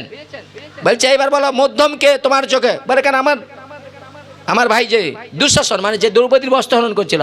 তাহলে দেখবেন যে লোকটা খারাপ, তার কাছে খারাপ লোকটাই ভালো। কিছু মনে করবেন না। যে বোতল ধরতে পারে সেই লোকটা কিন্তু, আমি যতই তার ভালো চাই, সে বোতল ধরার লোকের কথা মানবে, আমার কথা মানবে নি। হ্যাঁ কিনা বলুন? সারা আমাকে মারতে আসবে কি ওরা ব্যাক করে। আমি তো বহু জায়গায় এরকম ঝাড়কে আর লোক না। বুঝেছেন? তাহলে এখানে বুঝা গেল সে তার চোখে কিন্তু মধ্য, মানে যে দ্রৌপদীর বস্ত্রহরণ করছিল তার চোখে। কিন্তু দেখুন, যে পিতামহ ভীষ্ম বললেন সত্যের জন্য পিতা মাতা ভাই বন্ধু স্বজন বিষয় বৈভব সব কিছু ত্যাগ করেছে, কিন্তু সব কিছুর জন্য ভগবানকে ত্যাগ করে যায় না। তাহলে ভগবান কি করলেন? তাকে দিয়ে কি করলেন? তার স্ত্রীকে রেখে পাশা খেললেন, তার বুদ্ধিটাও হরণ করে নিল। যা, যেই পাশা খেলা হেরে গিয়েছে। আর হেরে যাওয়ার সঙ্গে সঙ্গে এইরকম সবার মধ্যে যদি তোমার চোখে রেখে তোমার স্ত্রীর যদি কেউ বসন্ন এরকম স্খলিত করে, আপনি প্রতিবাদ করবেন না? বলে তাহলে সেই দিন ওই 3য় পাণ্ডব অর্জুনও ছিল, পঞ্চপাণ্ডব ছিল। তাহলে সেদিন কিন্তু যখন বস্ত্রহরণ হচ্ছে এরা প্রতিবাদ করেন কেন? বলে ওরা কী করেছে? পাশা খেলা, স্ত্রীকে রেখে পাশা খেলছিল, হেরে গেছে তো করবেই। বস্তুটা তোমার ছিল, এখন তারা তার জয় লাভ করে ফেলছে। হ্যাঁ কিনা বলো? ফোনটা নিয়ে গেছে মেলা দেখতে, সেখানে একটা ডাইস খেলা আছে 3 গুটির, পয়সা নেই, ফোনকে রেখে দিচ্ছে, বাস নিতাই গৌর হেরিয়েছে। ফোন কথা বলে নেই, সেই রকমই কেস হয়েছে। মানে সেই ফোনটা আর তোমার, তুমি যে যাকে দিয়ে ওইটা খেলছো, তুমি হেরে গেছো। হ্যাঁ, ফোনটা তখন তোমাকে ফেরত দিত যদি তুমি ওই গুটি খেলায় জয় লাভ করতো, তাহলে ফোনের সঙ্গে ডবল ওই টাকাটা আপনি ফিরে পেত। কিন্তু তোমার তো সেই ক্ষমতা নেই, বাস হেরেইছে। বুঝেছ? কিন্তু শকুনি, ও তো মেন। শকুনি যাচ্ছে এই পঞ্চপাণ্ডবকে হারিয়ে এদের বনবাসে পাঠে এই দুর্যোধন দুঃশাসনের ওই বংশটাকে ধ্বংস করব। কেন? ওই যে পিতাকে নৃশংসভাবে হত্যা করেছিল, তার হাড় দিয়ে গুটি তৈরি করেছিল, ও যা বলবে তাই শুনবে, যেইটা বলবে সেইটাই। মানে কি? সবই শকুনির পাশানি। শকুনি মেন এদেরকে মারবে এই পঞ্চপাণ্ডবকে দিয়ে। মানুষ বুঝতে পারে না, বুঝেছেন? এরা তো বেন, বুঝেছেন? তখনই কি করলেন, সেই দুজনকে পেলেন, উত্তম মধ্যম। তো বলছে এই অধম, আমার কাছে যার একটা মালা আছে টগর ফুলের মালা, কাকে পারাবো? কেউ তো অধম হতে চায় না, কিন্তু ভগবানের ভক্তরাই অধম হয়, অন্য কেউ অধম হতে চায় না। আচ্ছা তোমার আর কাউকে যদি বলো অধম হবে, আমার এত টাকা আছে, এত ঐশ্বর্য আছে, কত লোকজন আছে, আমি অধম হতে যাব? সব উত্তম হতে চায়, কিন্তু কৃষ্ণ ভক্ত সবাই পায়ের তলায় থাকতে চায়। কেন বলুন তো? এরা উত্তম পদ চায় না তো। পরম বৈষ্ণব শ্মশানে থাকতেন, গায়ে কী করতেন, শ্মশানের ছাইগুলো মাখতেন, হ্যাঁ, আর বাঘের ছাল পরতেন। তা সে উত্তম হবে নি, আপনি উত্তম হবেন কি? এ পাশে রাজঘাটে শুয়েছি, পা নিয়েছি, 3 তলা ঘর, সে পাশে নধনং নজনং। কি সুন্দর কথা! পাঠ করে করে এমন একজন বাড়ি গাড়ি করছে, আমাদেরকে দেখলে লোক গালি নিন্দা করে। কম রোজগার আছে নাকি পাঠের লাইনে? জানেন আপনি আপনার এলাকায় কত টাকা রোজগার করে? একজন যদি একটু কীর্তন শিখে যায়, বাস কোমর দুলিয়ে 60,000 টাকা নিয়ে চলে যাবে, তোমার মাথা খেটে এক মাসে পারবে না। এ তো রোজগারের ফ্যাক্টরি, বুঝেছেন? আর মানুষও বুঝলে কি সুন্দর করলো রে, দিয়ে দাও। কষ্ট করে পাওয়ার জন্য একবারে এমন পাত্র দিবে, নিয়ে যে ও রাস্তায় অর্ধেক একবারে ভরি ভোজন করে নিবে ওই টাকা দিয়ে, নিতাই গৌর প্রেমানন্দ, বুঝেছেন? কাকে বুঝাবেন? কি হলো ঘটনা জানেন? কেউ তো অধম হতে চায় না। তখনই বললেন সঙ্গে সঙ্গে, এই তুমি ভিখারি, এই তুমি অধম তো? বলে আমি ভিক্ষা করে খাই, আমি তো চুরি করে খাই নাই, তা আমি অধম হতে যাবো কেন? মালাটি নিয়ে নিচ্ছি। সেই মালা নিয়ে যাচ্ছে কোথায়? ধর্মরাজ যুধিষ্ঠির গৃহের উদ্দেশ্যে। ধর্মরাজ বসে বসে সিংহাসনে বসে বসে কাঁদছে, গোবিন্দ কোনোদিন কি তোমার চরণ দর্শন লাভ করতে পারবো না? ভগবান তাকে আগে কৃপা করবে, আগে ভক্তের চরণ দর্শন করে, তারপরে তো গোবিন্দ চরণ। আগে গুরুকে খুশি করে, তারপরে তো গোবিন্দ খুশি করবে। গুরু পূজাই করলে গোবিন্দের কাছে যাবে, কোথা থেকে পাবে? বোঝার চেষ্টা করুন। এইভাবে বসে বসে যখন দুঃখ করছে, হঠাৎ কানে ভেসে এলো নারায়ণের গান, নারদের বদন থেকে ভগবানের গুণের কীর্তন। আর এমন মধুর কীর্তন করতেন, সর্বজীবের মঙ্গল চিন্তা করতেন। এই হলো নারদ। সেই নারদ প্রতিজ্ঞা করেছে, এই কলিযুগে তিনি আসছেন, প্রত্যেকটা ঘরে শুদ্ধ ভক্তি ধর্ম তিনি প্রত্যেকটা মানুষের হৃদয়ে জাগিয়ে তারপরেই সব অধর্মগুলোকে কি করবে, সবার কাছ থেকে সরিয়ে ভক্তি শুদ্ধ ধর্মটাকে প্রতিষ্ঠা করে তারপরে নারদ এই পৃথিবী ছাড়বেনি। তাই গৌর প্রেমানন্দের প্রতিজ্ঞা করে এসেছেন। ঘরে ঘরে জনে জনে মানুষের ভিতরে ভক্তি দেবীকে ক্রীড়া করাবে, নৃত্য করাবে। আর যাদের হৃদয়ে একবার ভক্তি দেবী নৃত্য করবে, জীবনে তিনি স্বপ্নেও পেট দর্শন করবে না। এইভাবে তিনি কি করলেন না, যে এই ধর্মরাজ যুধিষ্ঠির এত সুন্দর কীর্তন শ্রবণ করে আসন থেকে উঠে বলছে, কেউ যেন একজন বৈষ্ণব আসছে, তার সুমধুর এত সুন্দর কীর্তন। তখন দাঁড়িয়ে বলছে, অহভাগ্য অহভাগ্য। কার? এই বাবুর বাড়ি, ইনি অনেক ভাগ্যবান। এটা মানেন তো? ছেলের জন্মদিনে আপনাদের মতো ভক্তকে টেনে নিয়ে আসছে, আর আরেক বাবা কি করতেছে, ফাংশন করায় রে, সব রকম ব্যবস্থা, কীর্তন হবে, মেয়েরা নাচবে, ফাংশন হবে, হ্যাঁ মহোৎসব হবে। কি সেই বাবা আর এই বাবা দুইটা একই করে দিবেন নাকি? আপনাদের অনেকের চোখে ওই দুটার থেকে এটার থেকে সেটা ভালো। কেন? সে টল আছে, ফুচকার টল, হ্যাঁ পকোড়ার টল, কি? আর এখানে তো ফুচকার টল কিচ্ছু নেই। যা হবে পাঠ শোনার পরে আসনে বসে হরি বল মহাপ্রসাদ কি জয়, নিতাই গৌর প্রেমানন্দের। কিন্তু জানেন, প্রসাদ প্রসাদ প্রসাদ কহে, প্রসাদ সহজ নয়, জানিয়া শুনিয়া প্রসাদ পাইলে ব্রজধাম গতি লাভ হয়। আর ওখানে খেয়ে দিয়ে কি গতি লাভ হবে? নরক গতি লাভ হবে। নিতাই গৌর প্রেমানন্দের কথা বোঝার চেষ্টা করুন। এরপরে সঙ্গে সঙ্গে ধর্মরাজ যুধিষ্ঠির নারদকে দেখে চোখের জল দিয়ে কাঁদতে কাঁদতে ঘরে নিয়ে যে সিংহাসনে বসালেন। সিংহাসনে বসে মনে মনে চিন্তা করলেন, সাধু সেবা, বৈষ্ণব সেবা, এগুলো অন্য কাউকে কোনো দিন করাতে নেই। আমরা তো ওইগুলো কী করি, ঘরে স্ত্রী পুত্র পরিজনকে দিয়ে করাই। হাত জোড় করে বলছি, গুরু বৈষ্ণবের সেবাটা যতটা পারবেন নিজের লাভের জন্য নিজে করার চেষ্টা করুন, ওই দায়িত্বটা কাউকে দিবেন না, তাহলে ঠকে যাবেন। কেন? যদি সেই রকম কোনো মহতের চরণে আপনার হাতটা পড়ে যায়, ওনার অপবিত্র দেহটা আজ থেকে পবিত্র হয়ে ভজনের উপযোগী হয়ে যাবে। নিতাই গৌর প্রেমানন্দে বল। এবার কি হয়েছে, ধর্মরাজ চোখের জল দিয়ে নারদের চরণ ধৌত করছে। নারদের হৃদয় পরিশুদ্ধ হয়েছে। আর সেই জলটা ছিল জানো তো, ভক্তির নয়ন জল। এই জগতের জল দিয়ে সেবা হয় না গো বাবা। আমি এক বাড়িতে গেছিলাম জানেন বাবা, পাঠে, আজ থেকে 2-3 বছর আগের ঘটনা বলছি। পাঠে গিয়েছি, পাঠটা ছেড়ে প্রসাদ পেয়ে আমি বেরিয়ে আসবো, তখন এর মতো একটা যুবতী মেয়ে আমাকে বলছে, প্রভু একটা প্রণাম করবার মতো আমাকে সুযোগ দিতেই হবে। আমি প্রণাম তো আমি কাউকে দেই নাই, চরণে হাত দিতে। মা কিছু মনে করো না, তুমি মায়ের মতো আমাকে হাত জোড় করো, আমার লোড নেওয়ার ক্ষমতা নেই, তুমি প্রণাম করো। বলে না আমি ছাড়বো না প্রভু, চরণে ধরেছি। বলেই কী করলেন, অত জনের মধ্যে ও এমন আমার চরণটা দিল না বাবা, আমার সারা জীবন যতদিন পৃথিবীতে থাকবো মনে থাকবে। আমি ফট করে হাতে ধরে বললাম, এই বিদ্যা তুমি কার কাছ থেকে চলো? আমার বাবা বৈষ্ণব ছিল, আমি কর্মত সেই চণ্ডাল ঘরে আসছি। নিতাই গৌর প্রেমানন্দের বল। বাবা এমন শিখে দিয়ে গেছে, ও যদি কাউকে ধরে তার একবার যা আছে টেনে নিবে, ওর এমন শক্তি জানা আছে। আর আমরা প্রণাম জানি, হায় হায়। আর একটা মনে আছে, ওই যে আপনার 6 পুকার আছে না, ওই 6 পুকার একবার পাঠ করতে গেছিলাম, একজন ঠাকুমার কোমর পড়ে গেছে। আমি এমনি ভক্তর সঙ্গে পাঠ ছেড়ে বাড়ি আসবো, কথা বলতেছি, ওই ঠাকুমা আমার পায়ে কখন অজান্তেই প্রণাম করেছে।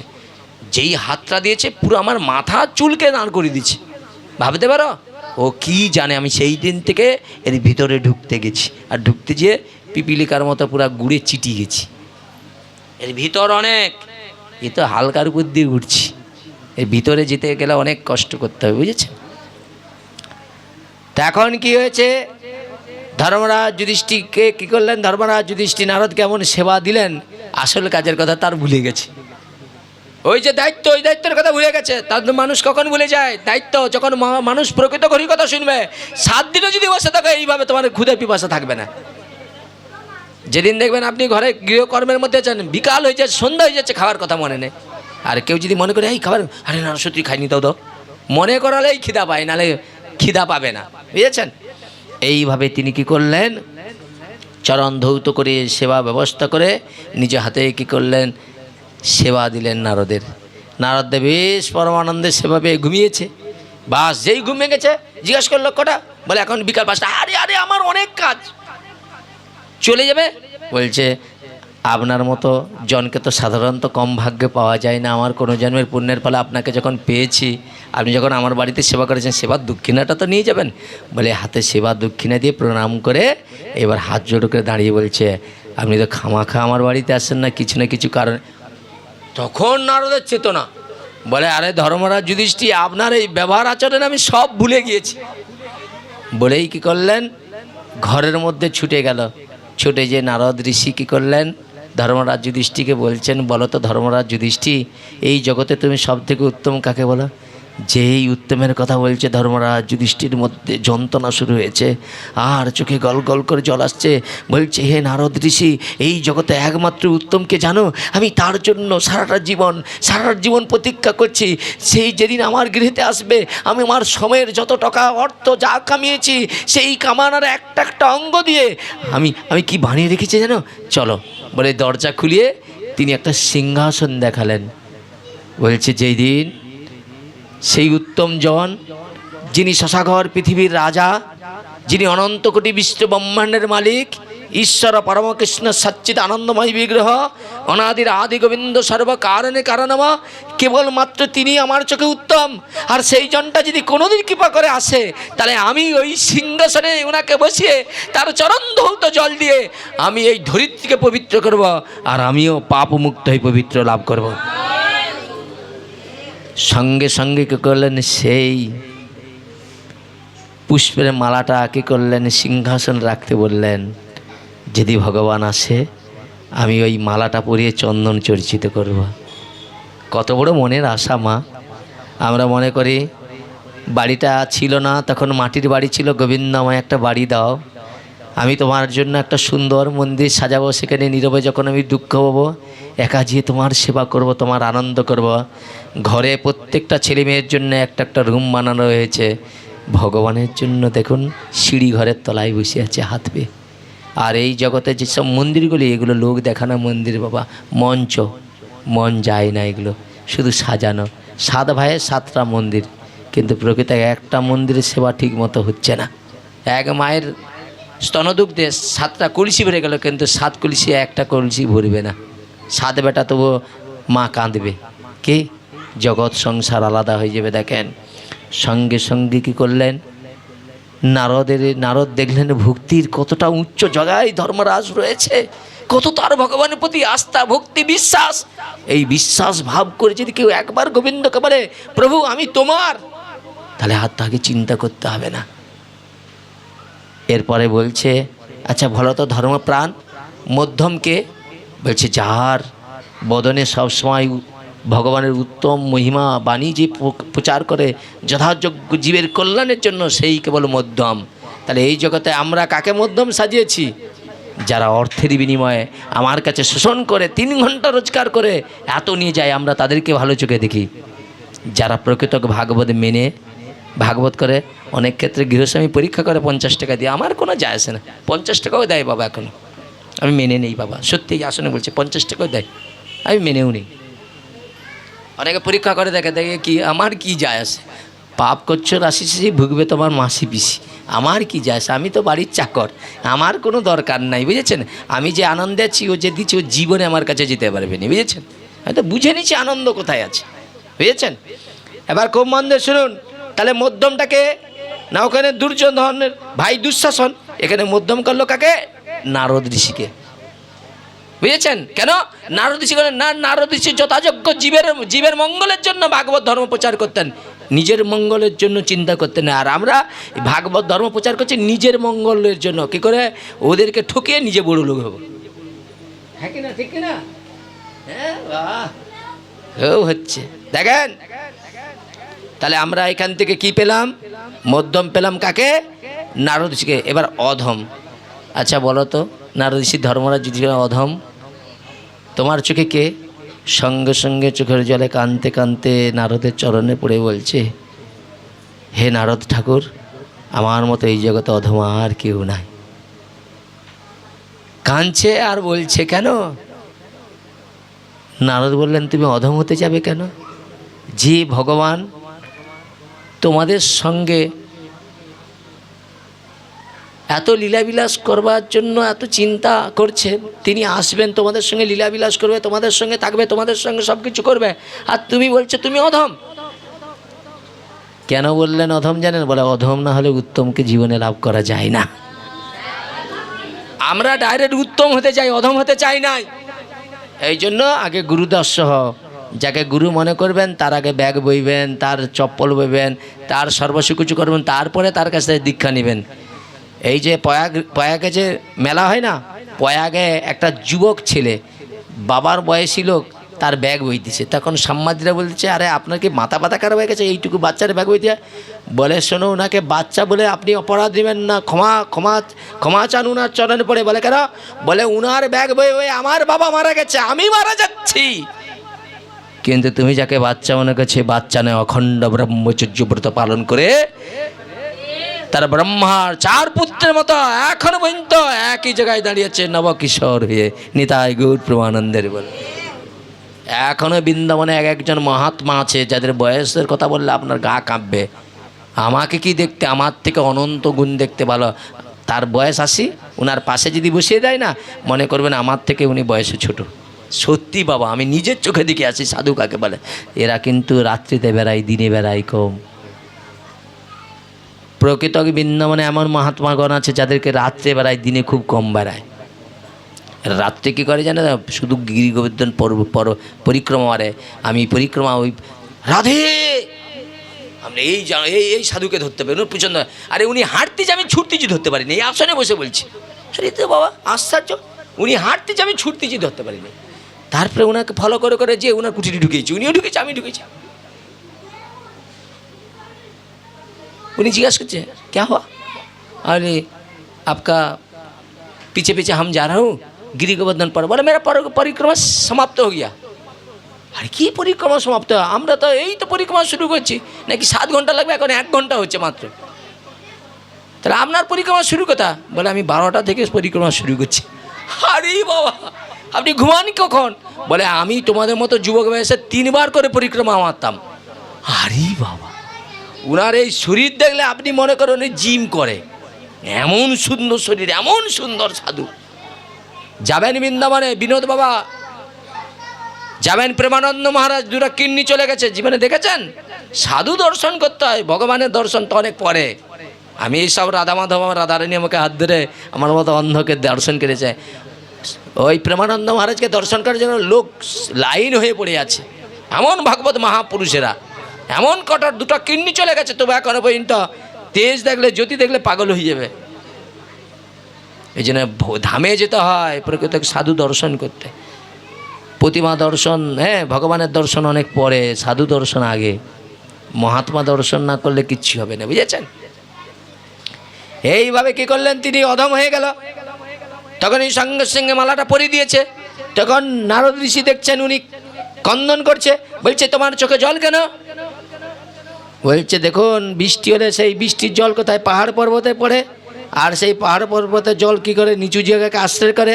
তাহলে আমিও সেরকম অধম হতে চাই, নিচু না হলে গোবিন্দ কখনো আমাকে কৃপা এবং করুণা করবে না।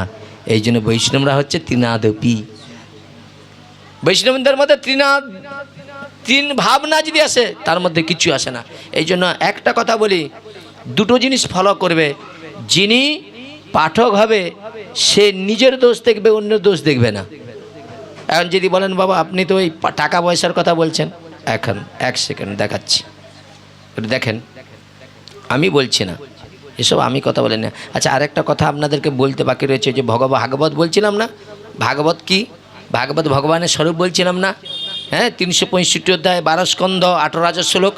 এবার যে ভগবানের স্বরূপ, তার প্রমাণটা তো নিতে হবে তো বাবা। তাহলে প্রথম এবং দ্বিতীয় হচ্ছে ভগবানের চরণ যুগল, এই যে চরণ যুগল। এবার আসুন, আপনার বাবা উঠে যাচ্ছেন নাকি? আচ্ছা, খুব মন দিয়ে শুনুন। আচ্ছা, ভগবান ধরুন বিরাট পুরুষ, তার মুখ থেকে কার জন্ম বলুন তো? কেউ বলতে পারবেন? ভগবানের মুখ থেকে কার জন্ম? কেউ বলতে পারবেন? ভগবানের মুখ থেকে কার জন্ম? 4টা বর্ণ সৃষ্টি করেছে, ব্রাহ্মণ, ক্ষত্রিয়, বৈশ্য, শূদ্র। কার জন্ম? ব্রাহ্মণের জন্ম, বুঝেছেন? তাহলে ভগবানও পর্যন্ত ব্রাহ্মণদেরকে শ্রদ্ধা করে। আজকে আমাদের কিছু বৈষ্ণবজন ভাগবত করে, ব্রাহ্মণদের কটুকতা করে, তার দোষ দেখে। দেখুন, আমাদের মধ্যেও কি খারাপ নাই? এই জন্য কোনোদিন কারো দোষ দেখতে নেই, সে বর্ণশ্রেষ্ঠ কি, তা আমরা কেন দোষ করব? কেন? তিনিও আমার পূজ্যবান। নম ব্রাহ্মণ্য দেবায় গো ব্রাহ্মণ্য হিতায় চ জগদ্ধিতায় শ্রীকৃষ্ণায় গোবিন্দায় নম নম। বুঝেছেন? তাহলে ভগবানের বদন থেকে ব্রাহ্মণের জন্য, এই জন্য ব্রাহ্মণকে কেউ যদি সেবা দেয়, প্রতি গাছে গাছে ভগবান সেই সেবা গ্রহণ করে। কোনজন? যিনি নিত্য নৈমিত্য ভগবানকে নিবেদন করে প্রসাদ গ্রহণ করে। বুঝেছেন?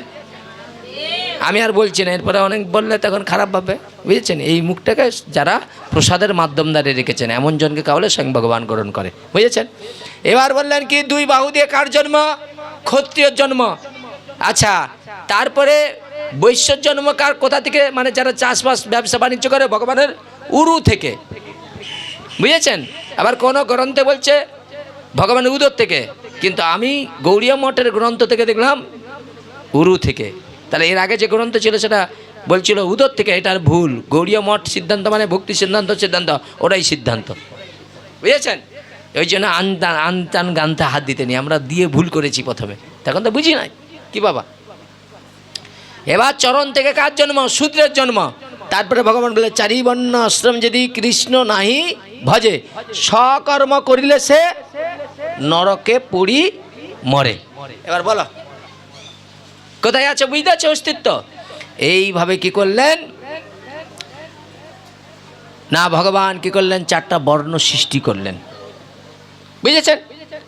এইবার খুব মন দিয়ে শুনুন, ওই যে 4টা বর্ণ সৃষ্টি করেন, 4 জনকে 4টা দায়িত্ব দিয়েছে। আরে হ্যাঁ কিনা বলুন? 4টা দায়িত্ব কি দিয়েছে? ব্রাহ্মণের কর্তব্য বলো, হ্যাঁ, যজন যাজন মানে পূজা অর্চনা করবে, জীবের তোমার আমার মঙ্গল সাধনা করবে, বুঝেছেন? আচ্ছা, ক্ষত্রিয়র কার্য কি? দেশ রক্ষা করা, প্রজা পালন করা, প্রজাদের রক্ষা করা, শত্রুর হাত থেকে। যে ধরুন বর্ডারে যারা কি করেছে, শত্রুর হাত থেকে, হ্যাঁ, বর্ডারে বন্দুক নিয়ে ঘুরতেছে, আর তুমি দিব্যি ঘরে শুয়ে আছো, হ্যাঁ, তারা কম কষ্ট করতেছে, তাদের জন্য তুমি এত ভালো আছো, বুঝেছেন? তাহলে এরা হলো, আচ্ছা এরপরে কার হলো? বৈশ্য। বৈশ্য চাষবাস ব্যবসা বাণিজ্য করবে, এদেরও একটা দায়িত্ব রয়েছে। আর শূদ্রেরও একটা দায়িত্ব রয়েছে। শূদ্র যদি বলে না কাল থেকে আমি এইসব কাজ বন্ধ করে দেবো, সব বন মানুষ হয়ে যাবো, হ্যাঁ কিনা বলুন? হ্যাঁ, বন মানুষের মতো দাঁড়িয়ে গোবে এমন হয়ে যাবে, ওরা যদি কাজকর্ম বন্ধ করে দেয় তুমি মরে যাবে পুরা। চারটা বর্ণকেই সমান চোখের দৃষ্টি করতে হবে, কাউকে খারাপ চোখে দেখা যাবে না, ছোট চোখে দেখা যাবে না। আমরা শূদ্রকে কি সেই চোখে দেখেই? কিন্তু যারা প্রকৃত ধার্মিক তারা শূদ্রকেও কিন্তু ভালো চোখে দেখে। কেন? তারা জানেনি তাই গৌর প্রমানন্দে ভগবানের হৃদয় থেকে এদের সৃষ্টি হয়েছে, বুঝেছেন? এইবার আসুন, তাহলে ভগবান এই যে জগতের চারটা বর্ণকে সৃষ্টি করেছে, এত সব সৃষ্টি করেছে, এই সব সৃষ্টির মাধ্যম দ্বারা এই শব্দ করে নিতে পারতো, তাহলে ভগবানকে আবার কেন আসতে হলো? এই রহস্য জানতে গেলে এর গভীরে জানতে হবে। দেখুন, অনেক কথা আছে, কত কথা আছে, আমার তো টাইমও চলে যাচ্ছে, মনে হচ্ছে কোন দিক যাব খুঁজে পাইনি। শোনেন, পদ্মপুরাণে রয়েছে, দাপরের শেষে নানা অপসিদ্ধান্তের জন্য বেদের সারত্ব প্রায় আচ্ছন্ন হয়ে গিয়েছে।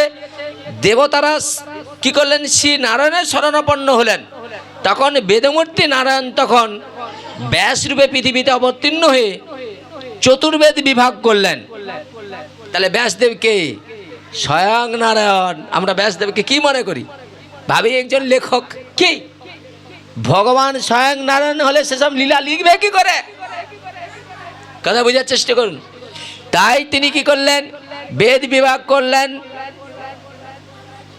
এবং কি করলেন না, ব্যাসদেব ভাবলেন যারা যাগযজ্ঞ পঠন পাঠন নিয়ে রত থাকবেন, যারা নিষ্ঠাবান মেধাবী, তারাই বেদের অর্থ অনুধাবন করতে পারবে। কিন্তু বেদের তো কর্ম করে তারা মুক্তি লাভ করবে, কিন্তু স্ত্রীলোক শূদ্রলোক পতিত অর্থাৎ যারা অল্প বুদ্ধি, যাদের পঠন পাঠন নিয়ে থাকার সময় নেই বা যোগ্যতা নাই, কে আঙুল মারবে আমার গায়ে? লিয়াসো না 5,500 টাকার কীর্তনিয়াকে লিয়াসো, এই জায়গাটা দেখে যাও। দেখে কোনো দিন পরে একটা লীলা গুরুদেবের কাছে লিসাই ঢেলে দিল লোকের কাছে। নাকি অদ্বৈত আচার্য কি করছে? হুঙ্কার দিয়ে যখন ভগবানকে ডাকলো, সেই অদ্বৈত আচার্য তুলসী জিয়ে মায়ের নাভি দেশে ঢুকেছে, এক চড়ে 52 মুলি দিতে হবে এদেরকে। শুধু গল্প শুনে বললে হবে? গ্রন্থ পড়ছে? কথা বলছি, বুঝতে পারছেন? এই ভুল ভাল লোককে বুঝাচ্ছে। তারপরে শোনে এখন ইউটিউব শুনে ভাগবত পাঠ হচ্ছে, জানেন? ইউটিউব শুনে শুনে মুখস্থ করে পাঠ করতেছে। সে নামের মহত্ব করে দিচ্ছে কি জানো তো? সে প্রথমে নারদ মনে মনে চিন্তা করলেন, আমি যত নাম করি, নাম চিন্তা, হ্যাঁ, নাম ভোজ নাম চিন্ত নাম করো সার, নাম বিনা কলি জীবে নাহিক নিস্তার। তাহলে আমি যত নাম করি, নামের কি ফল, কি মাহাত্ম, এইটা জানতে গেলে তাই নারদ কি করলেন? ব্রহ্মার কাছে গেছে। সেখানে ভগবানকে ব্রহ্মার কাছে পাঠাচ্ছে। ভুল ভুল শুনে ভুল বলছে, গ্রন্থ তো পড়েনি। আমি বলি এত হরিধ্বনি, সব বৈষ্ণবজন আগের দিকে বসে কি জয়ধ্বনি। আমি বলি এটা তো মনে হয় ভুল। আমার ওই গ্রন্থ আছে, আমি ঘর দিয়ে যেয়ে দেখি না, পুরো রং। বৈষ্ণব ঠাকুরকে দেখালাম, এমনি বাবা ভাগবত শুনে তো অনেক জয় দিচ্ছে, এটা কি লিখে আছে দেখো। কি গো, তোমাদের কাছে যদি কেউ ভুল বলে দেয় সেটাও তুমি ঠিক করে নেবে। এই জন্য হাত জোড়ো করে বলছি, আমাকে দিয়ে নয়, যাকে দিয়ে পাঠ করো বলে বাবা গ্রন্থ ধরে পাঠ করো, তোর কত ডিমান্ড আছে আমি দেখে নেব। গ্রন্থে হাত দিতে দিয়ে এরকম দেখে পাঠ করো তুমি, ওর কতটা ভিতরে জল আছে তুমি সঙ্গে সঙ্গে বুঝে নেবে। পারবে না। ওর যদি প্রকৃত সেই বিদ্যা না জানা থাকে, ও সাপ ধরতে যে ছবল খেয়ে পালিয়ে আসবে। আমি বলছি তুমি যেমন পারো সেওটা রিডিং করে পড়ো। কথা বলছি, বুঝতে পারছেন? সেই জন্য অনেকে আছে জানো তো, পাঠ করতে বলে বাবু একটু গ্রন্থ ধরে পড়া, গ্রন্থ, আচ্ছা ঠিক আছে ঠিক আছে করে বাস, চাপা হয়ে আছে, পাঠ শেষ। আমি অনেককে পরীক্ষা করে দেখছি, গ্রন্থ খুলবেই নি, পাঠ শেষ হয়ে যাবে। তাহলে এখানে বললেন স্ত্রী শূদ্র পতিত অর্থাৎ যারা অল্প বুদ্ধি, যাদের পঠন পাঠন নিয়ে থাকার বা সময় বা যোগ্যতা নেই, বেদার্থ জ্ঞান লাভে যারা উপযুক্ত নয়, তাদের উপায় কি হবে? বলে এদের উপায় কি হবে?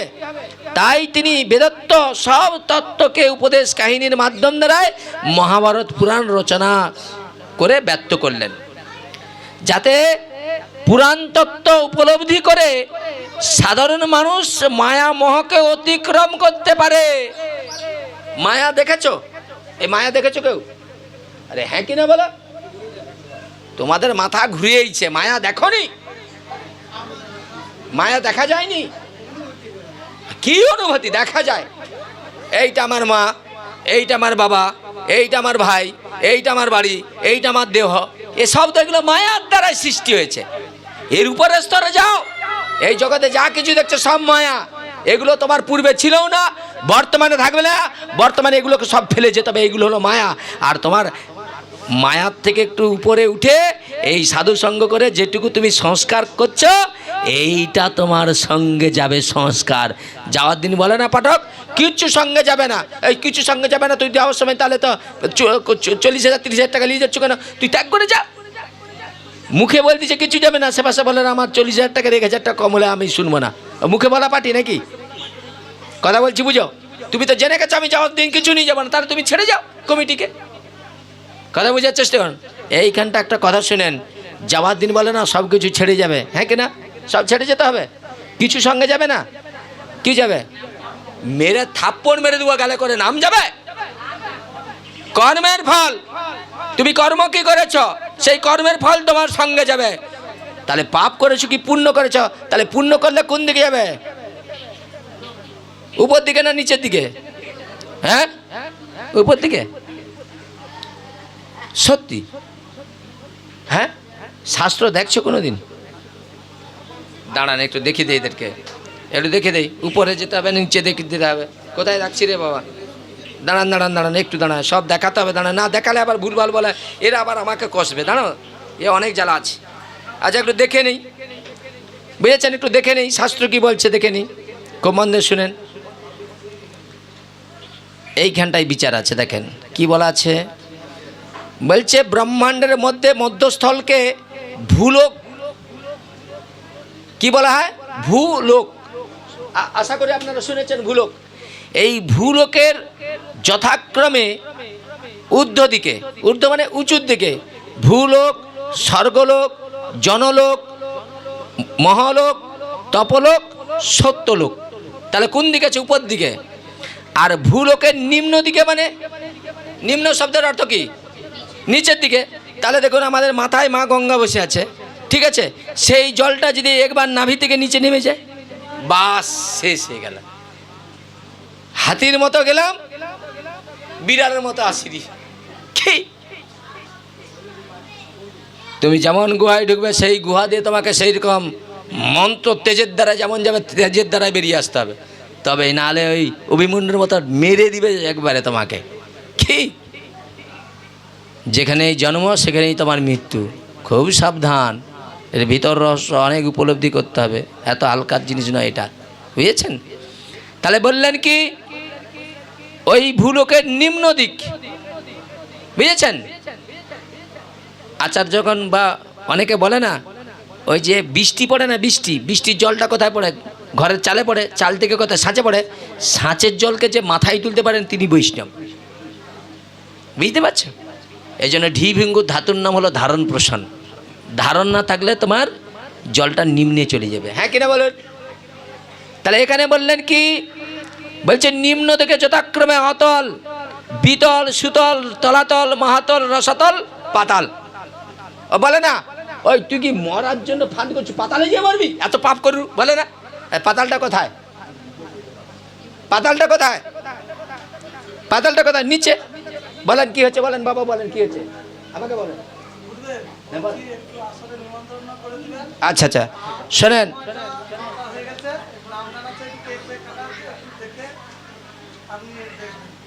আমার দেখার কিছু নেই, আমি আপনার বাড়ির দাস। এক্ষুনি বলে সঙ্গে সঙ্গে রেডিওর সেন্টার বন্ধ করে দেবো।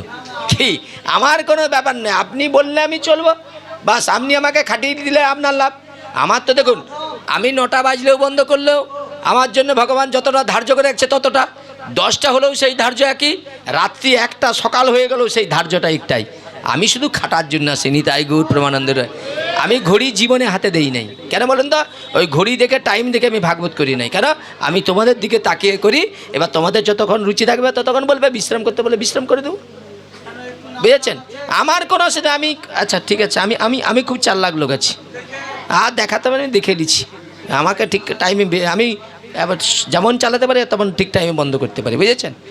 তাহলে বললেন কি, বলে রসাতল, পাতাল। এবার বললেন সত্যলোকের বাম দিকে রয়েছে ধ্রুবলোক, আর ধ্রুবলোকের ডান দিকে রয়েছে নরক। আচ্ছা, নরকটা কোথায়? বলে না নরকে যাবি, নরক হচ্ছে নিচে। তাহলে এই নরককে খুঁজতে গেলে আমাদেরকে কোথায় খুঁজতে হবে? দেখেন, এখানে আরও দারুণ কথা আছে, এসব কথায় যেতে হবে। বলছে সমস্ত জীবের ধর্ম অধর্মের বিচার করে কে? যমরাজ। তিনি হলেন সূর্যদেবের পুত্র। যম কার পুত্র? সূর্যের পুত্র যম। তাই তিনি নরকের অধিপতি মানে রাজা। তাই পৃথিবী থেকে 7,92,000 মাইল নিচে নরক নামক গ্রহ অবস্থিত রয়েছে। এটা কে তোমাকে বলে? আমি ধরলে কেন ছাড়তে পারি জানো তো? এত জিনিস নিয়ে বলি বলে। তুমি কোথায় এটাকে ওখান থেকে ওখানে নিয়ে যাবো, ওখান থেকে তুমি ঘুরে খুঁজে পাবেনি। তুমি আমাকে ফাঁক দিতে পারবে না, তুমি ফাঁকে পড়ে যাবে। কি বাবা, আমি ঠিক কোণ খুঁজে দেবো তোমাকে। কি কুঁড়ে ঠিক এমন ঠেকে দেবো, তুমি উঠতে পারবে নি তুমি। বুঝেছেন? এইবার খুব মন দিয়ে শুনুন, খুব মন দিয়ে শুনুন। তাহলে বললেন কি? ঋক, সাম, যজু, অথর্ব, এইভাবে 4 ভাগে তিনি বিভাগ করলেন। মহাভারত, ইতিহাস আদি, স্কন্দ পুরাণ, পদ্মপুরাণ, এত সব পুরাণ পঞ্চবেদ রূপে পরিগণিত হলো। কীভাবে এত সব করেছে? উদ্দেশ্য যে এই পুরাণ মহাভারতের যেসব উপদেশ বা কাহিনী রয়েছে তার মধ্যে দিয়ে সাধারণ মানুষ বেদত্ব তত্ত্ব উপলব্ধি করতে পারবে, মায়াকে অতিক্রম করে মানুষ মুক্তি লাভ করবে, ভক্তি লাভ করবে। কি ব্যাসদেবের চিন্তা দেখেছেন? ভক্তি লাভ করতে হবে, মুক্তি আর ভক্তি। এইবার আসুন ব্যাসদেবের যন্ত্রণাটা দেখুন। তাছাড়া যারা বুদ্ধিমান যুক্তিবাদী তাদের পরম তত্ত্ব বোঝাবার জন্য ব্যাসদেব যুক্তিতর্কের অবতারণে ব্রহ্মসূত্র রচনা করলেন। সূত্র, ওই যে আইজাক নিউটন বলছে না, একটা উপর দিকে যদি ঢিল ফিকা যায় সেই ঢিলটা আবার নিচে পড়বে না, মধ্যাকর্ষণ যাকে সূত্র বলা হয়। সূত্র না হলে এরা সূত্র দিয়েই বিচার করছে মধ্যাকর্ষণ। তাহলে সূত্র দিয়ে ঋষিরা আগে বলেছে 21,600 বার ঢুকতেছে বেড়াচ্ছে, একবার যদি ঢুকে আর না বেড়ায় সর্বনাশ হয়ে গেল, অলিগা সারানো যাবেন যাবে। এইভাবে তিনি কি করলেন? ব্রহ্মসূত্র আদি রচনা করলেন। কিন্তু বেদ বিভাগ পুরাণ আদি মহাভারত রচনা করলেন, ব্রহ্মসূত্র প্রচার করলেন। এইসবের উদ্দেশ্য বিশেষ নিবৃত্তি। আচ্ছা, এই কথাটার মানে কি বলতে পারেন? নিবৃত্তি শব্দের অর্থ কি বলেন? তোমার সঙ্গে তো তোমাদের সঙ্গে তো ভালোই দিন পরিচয় হয়েছে, একটু দেখি নিবৃত্তি শব্দের অর্থ কি। কথাটা কিন্তু সাধারণ, মানুষ একটু মাথায় ঢুকায়নি। নিবৃত্তি মানে ত্যাগ, ত্যাগকে নিবৃত্তি মানে বলে না, বলে দেখ ওই গোসাই যাচ্ছে, বৈরাগ্য ভাব। মানে বৈরাগ্য মানে কি? যার সংসার আর ভালো লাগেনি সে গুরুপাদ পদ্ম আশ্রয় করে ভজন করবে বলে গেছে, একেই বৈরাগ্য বলা হয়। কি তাহলে ওনার বৈরাগ্য দেখে তো তোমার বৈরাগ্যতে ইচ্ছা জাগবে, কিন্তু ওই লোকটার বাহ্যিকটা বৈরাগ্য দেখেছেন, ওই লোকটার সঙ্গে মিশে দেখো, বলে আমার থেকেও বেশি বিষয় বৈভবে ডুবি আছে, নিতাই গৌর প্রেমানন্দে, তাহলে তোমার ভালো লাগবে, ভালো লাগবে। এইভাবে দেখলেন কি নিবৃত্তি। তাহলে ভগবানের আসক্তি মুক্তি লাভের প্রচেষ্টা। আসক্তি মানে কি? বলে আমাদের সংসারের সর্বকিছুর প্রতি যারা মায়াবদ্ধ জীব তাদের আসক্তি থাকবে, কিন্তু ভক্তের কি আসক্তি থাকবে? কিসের প্রতি? কৃষ্ণ প্রসাদের প্রতি আসক্তি, কৃষ্ণ নামের প্রতি আসক্তি, কিন্তু বিষয় ভোগের প্রতি আসক্তি থাকবে না। কিন্তু আমরা মুখে বলিনি, বিষয়ের প্রতি আসক্তিতে ডুবে মরছি। বুঝেছেন? এইবার বললেন দেখুন, কিন্তু এত করেও মানুষের বিষয়ভোগের বাসনা দূর হলো না। ব্যাসদেব বললেন এত কষ্ট করলাম মানুষকে সঠিক পথে আনতে, কিন্তু মানুষের বিষয়ভোগ বৈভোগ দূর হলো না। তাহলে ভক্তি মুক্তির জন্য মানুষ কিন্তু চেষ্টা হলো না। দেখুন মানুষ কি হবে দেখুন, তার প্রমাণ দিয়েছে। বলে ভক্তি মুক্তির চেষ্টা করবে না, বেদের কাম্য কর্মের কথা যে রয়েছে সেই যাগযজ্ঞাদি কর্মের ফলে মানুষ স্বর্গ সুখ লাভ করতে পারে। ধনং দেহি, যশং দেহি, ভার্যাং দেহি, পুত্রং দেহি, এইগুলোর জন্য মানুষ এত যোগ্য। কিন্তু ওই স্বর্গে গিয়ে সুখ ভোগ করতে পারে, কিন্তু বেদের নিবৃত্তিমূলক কথা মানুষ ভুলে স্বর্গ ভোগের দিকে ঝুঁকে পড়ল। তদ্রূপ আমরা যারা শ্রী গুরুপাদ পদ্ম আশ্রয় করে কিসের জন্য? যে এই দেহটা যতক্ষণ শ্রম আছে গুরুকে হৃদয়ে ধারণ করে ভাগবতকে মেনে জগতে প্রচার করবো, বাস গুরু তার গুরুর জায়গায়, আমি তার একে নিয়ে ব্যবসা করা শুরু করে দিচ্ছি। জীবিকা, আর জীবিকা করার জন্য ভাগবতের যে মূল সারটা সেটা আজ তুষ হয়ে গেছে। এত ভাগবত, এত কীর্তন, এত লীলা কীর্তন, এত সব হচ্ছে, কিন্তু মানুষের মধ্যে হিংসা বেড়ে গেছে, কমেনি। শাস্ত্রে বলছে সম্প্রদায়গত বৈষ্ণবকে দেখা যাবে না, একজন পাঠক আরেকজনকে সহ্য করে, আরেকজন সহ্য, কিন্তু আমি সে জায়গায় নেই বাবা। আমি কিন্তু বোঝানোর জন্য আসি, কারোর সঙ্গে শত্রুতা করার জন্য আসি নাই, বোঝানোর জন্য। তাই ব্যাসদেব কি করলেন না, একদিন আপন মনে ভাবছেন যে বেদ বিভাগ পুরাণ আদি মহাভারত ধর্মসূত্র রচনা করেও জীবনের যথার্থ মঙ্গল হলো না। ব্যাসদেব মনে করছে আমি আপনি কোথায়,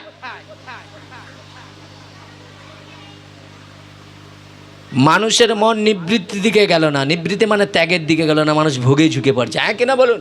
ওই মা একটু দেখতে শুনতে ভালো আছে, বলে যদি একটু কীর্তনে হইতে পারি তাহলে আমার কীর্তন দেখে কতজন বেশ আনন্দ পাবে, বুঝেছে? আর এই বেচারি বলে আমায় যদি একটু দেখতে শুনতে খারাপ, একটু দুয়ারি হয়ে যাব। কিছু মনে করো না বাবা, আমি কিন্তু বোঝানোর জন্য। আপনারা কে কী করেন আমি জানি না, কিন্তু এখানে আমার কারোর জানাও নেই, বুঝেছেন? এইভাবে নিবৃত্তি দেখে গেলেন। এখন উপায় কি, জীবের কিভাবে গতি হবে এই চিন্তা করলেন। জীবের গতি, সাধু সন্ত জীবের গতি চায়, নিজের কথা ভুলে যায়। আপনি ঘরে বসে 1 লক্ষ নাম করবেন, আপনার কল্যাণের চিন্তা হবে, কিন্তু আপনার দ্বারা জগতের কল্যাণ কতটা হবে সেই চিন্তা আগে করতে হবে। বিশ্রাম করে দিচ্ছে বাবা, দেখেন এইটা বলেই বিশ্রাম করে, কারণ একটা জায়গায় ধরেছি, এটা ছোট করে বিশ্রাম করে দেই। দেখেন তখনই তিনি কি করলেন, জীবের কিভাবে গতি হবে এই চিন্তা করে দুঃখে ব্যাসদেব কি করলেন, মনের দুঃখে সরস্বতী নদীর তীরে বসে রয়েছে। কোথায়? সরস্বতী নদীর তটে। এই সরস্বতী নদীর তটেই বসে ভাগবত রচনা করেছিলেন ব্যাসদেব, বুঝেছেন? এইবার তিনি কি করলেন, সেই সময় দেবশ্রী নারদ সেখানে গিয়ে উপস্থিত হয়েছে। নারদকে দেখে ব্যাসদেব কি করলেন, উঠে অভ্যর্থনা করে আসনে বসালেন। এরপরে তিনি কি করলেন, দেবশ্রী নারদ এবং মহিষী ব্যাসদেবের মিলন হলেন, একটা অদ্ভুত মিলন। এই যে ভক্তর সঙ্গে আমার সঙ্গে মিলন, একটা অদ্ভুত। এইবার কি করলেন, একজন হলো ভক্ত শ্রেষ্ঠ, আরেকজন হলো জ্ঞানী শ্রেষ্ঠ। তাহলে ভক্ত শ্রেষ্ঠকে নারদ, জ্ঞানী শ্রেষ্ঠকে ব্যাসদেব। এইবার বললেন ভক্ত চূড়ামণি নারদ আসন গ্রহণ করে পরম জ্ঞানী শ্রেষ্ঠ ব্যাসদেব অজ্ঞানীর মতো বিষণ্ণ বদনে নারদের সামনে এসে বসলেন। যিনি জ্ঞানের পাহাড়, যিনি বেদমূর্তি নারায়ণ, তেনার আবার এরকম অজ্ঞানীর ব্যবহার কেন? লাইনটা বোঝাচ্ছি, আপনি বোঝেন। এইবার কি করলেন, যখন তিনি অজ্ঞানীর মতো আসনে এসে বসলেন, ব্যাসদেবের মুখে বিষাদের ছায়া দেখে নারদ ভাবতে লাগলেন, ভগবান একই তোমার লীলা। দেখেছেন? এইবার ব্যাসদেব বলছে, ভগবান একই তোমার লীলা। বলে কেন? যদি মা যশোদা জেনে যেত কৃষ্ণ আমার ঘরে যে আছে ও ভগবান, তাহলে কিন্তু বাৎসল্য লীলা করতে পারতেন না, আর বাৎসল্য রস আস্বাদন করাতেও পারতেন না জগৎকে। কি বাবা? তাই তিনি কি করলেন, সঙ্গে সঙ্গে মনে মনে চিন্তা করলেন, যিনি স্বয়ং জ্ঞানময় তিনি ব্যাসরূপে অবতীর্ণ হয়ে অজ্ঞানীর অভিনয় করে দেখাচ্ছেন। কিন্তু শোনো, নারদ ঋষি বলছেন, শোনো ব্যাস, যে ভক্তিহীন জ্ঞানে পরম শান্তি কখনো লাভ করতে পারবে না। না বলা রয়েছে। আমাদের সকলের জ্ঞান আছে, কিন্তু একটা জিনিস নেই, সেটা হলো ভক্তি। ভক্তি মানে ত্যাগ। ভক্তি মানে ত্যাগ। ত্যাগের শেষ সীমা পর্যন্ত যাবে। তাদের মধ্যে অষ্টসাত্ত্বিক বিকার এসে যাবে, যে ভগবানের জন্য তারা মরতে চায়। কিন্তু ভগবান যখন বলে গিয়েছিল, শোনো গোপীগণ, আমরা আজ যাচ্ছি, কালকে আসবো, তারা যন্ত্রণায় ছটফট করছে, মরতে চাইলেও মরতে পারছে না। তারা বেঁচে থাকার একটাই কারণ, কৃষ্ণ যদি ওই মথুরা ছেড়ে একবার ব্রজে আসে, আমাদের দেখতে না পেলে তার যে যন্ত্রণা হবে, তার যে কষ্ট হবে, এত অষ্টসাত্ত্বিক বিকার এসে যেও তারা মরতে চাইলেও মরতে পারছে না। কৃষ্ণ প্রেমটা এইরকম, এর ভিতরে ঢুকতে পারলিনি। আজকে আমার দুর্ভাগ্য, বোঝাতে যে হালকার উপর দিয়ে পালিয়ে গেলাম, বুঝেছেন? এ রহস্যময় চিন্ময় জগৎ, পেয়েছেন? আর ছিলাম দুপুরবেলা যেখানে পাঠ হয়েছিল, সেখানে অদ্ভুত পাঠ, বুঝেছেন? কেন? ব্রজ পাঠের একটা আলাদা আস্বাদন আছে, বুঝেছেন? এইভাবে তিনি কি করলেন না, তিনি কি করলেন, সঙ্গে সঙ্গে বললেন, ভক্তিহীন জ্ঞানে পরম শান্তি লাভ হবে না। তাহলে ভক্তি কাহাকে বলে? বলেন, কেউ বলতে পারেন ভক্তি কাকে বলে? এত মামা ঘরের হালকা কথা বললে হবে নি বাবা, বিশ্রাম করে দেবো, দিয়ে দিচ্ছি। শ্রোতাং শ্রোতাং নিত্যাং জ্ঞতাং জ্ঞতাং মুদা চিন্ততাং চিন্ততাং শ্রী শ্রী ভাগবত কথামৃত গ্রন্থ কথা। আসলে এরা তো মানে আমার থেকে দূরে যাবে, তো আমার বাড়ি সব থেকে কাছে না। শ্রোতাং শ্রোতাং নিত্যাং জ্ঞতাং জ্ঞতাং মুদা চিন্ততাং চিন্ততাং শ্রী শ্রী ভাগবত কথামৃত গ্রন্থ কথা। এইখানে রইল আমার গন্তল্য হরি, পুণ্যিত বদনে বলুন নিতায় গৌর হরি। বঞ্চা কল্পতরুভ্যশ্চ কৃপা সিন্ধুভ্যৈব চ পতিতানাং পাবনেভ্যো বৈষ্ণবচরণেভ্যো নমো নমঃ। জয় শ্রীকৃষ্ণ চৈতন্য প্রভু নিত্যানন্দ শ্রী অদ্বৈত গদাধর শিবাসাদি গৌর ভক্তবৃন্দ। হরে কৃষ্ণ কৃষ্ণ কৃষ্ণ হরে হরে, হরে রাম রাম রাম হরে হরে। নিতাই গৌর প্রেমানন্দে হরি হরি বল। তো এইখানেই ভাগবত কথা সংক্ষেপে বিশ্রাম ঘোষণা করছি। আপনারা যারা এই ভাগবত কথামৃত এতক্ষণ আস্বাদন করলেন, আপনাদের চরণে গৃহস্বামীর পক্ষ থেকে বিশেষ নিবেদন, আপনারা কেউ চলে যাবেন না। গৃহস্বামী আপনাদের জন্য সুব্যবস্থাপনা রেখেছে। আপনারা সেই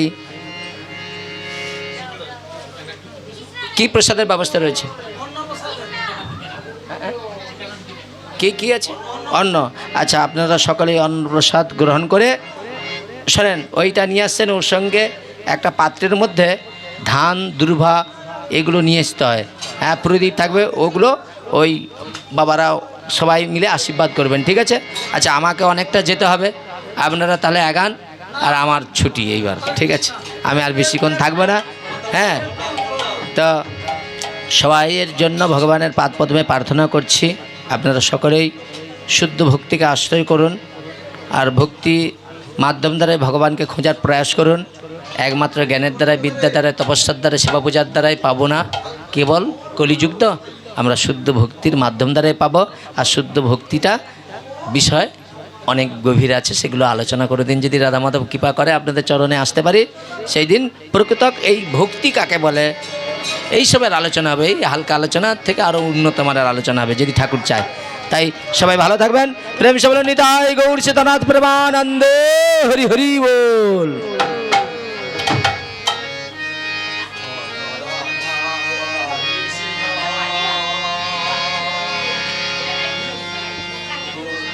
আমি চাইলাম একটা, না আমার ওইসব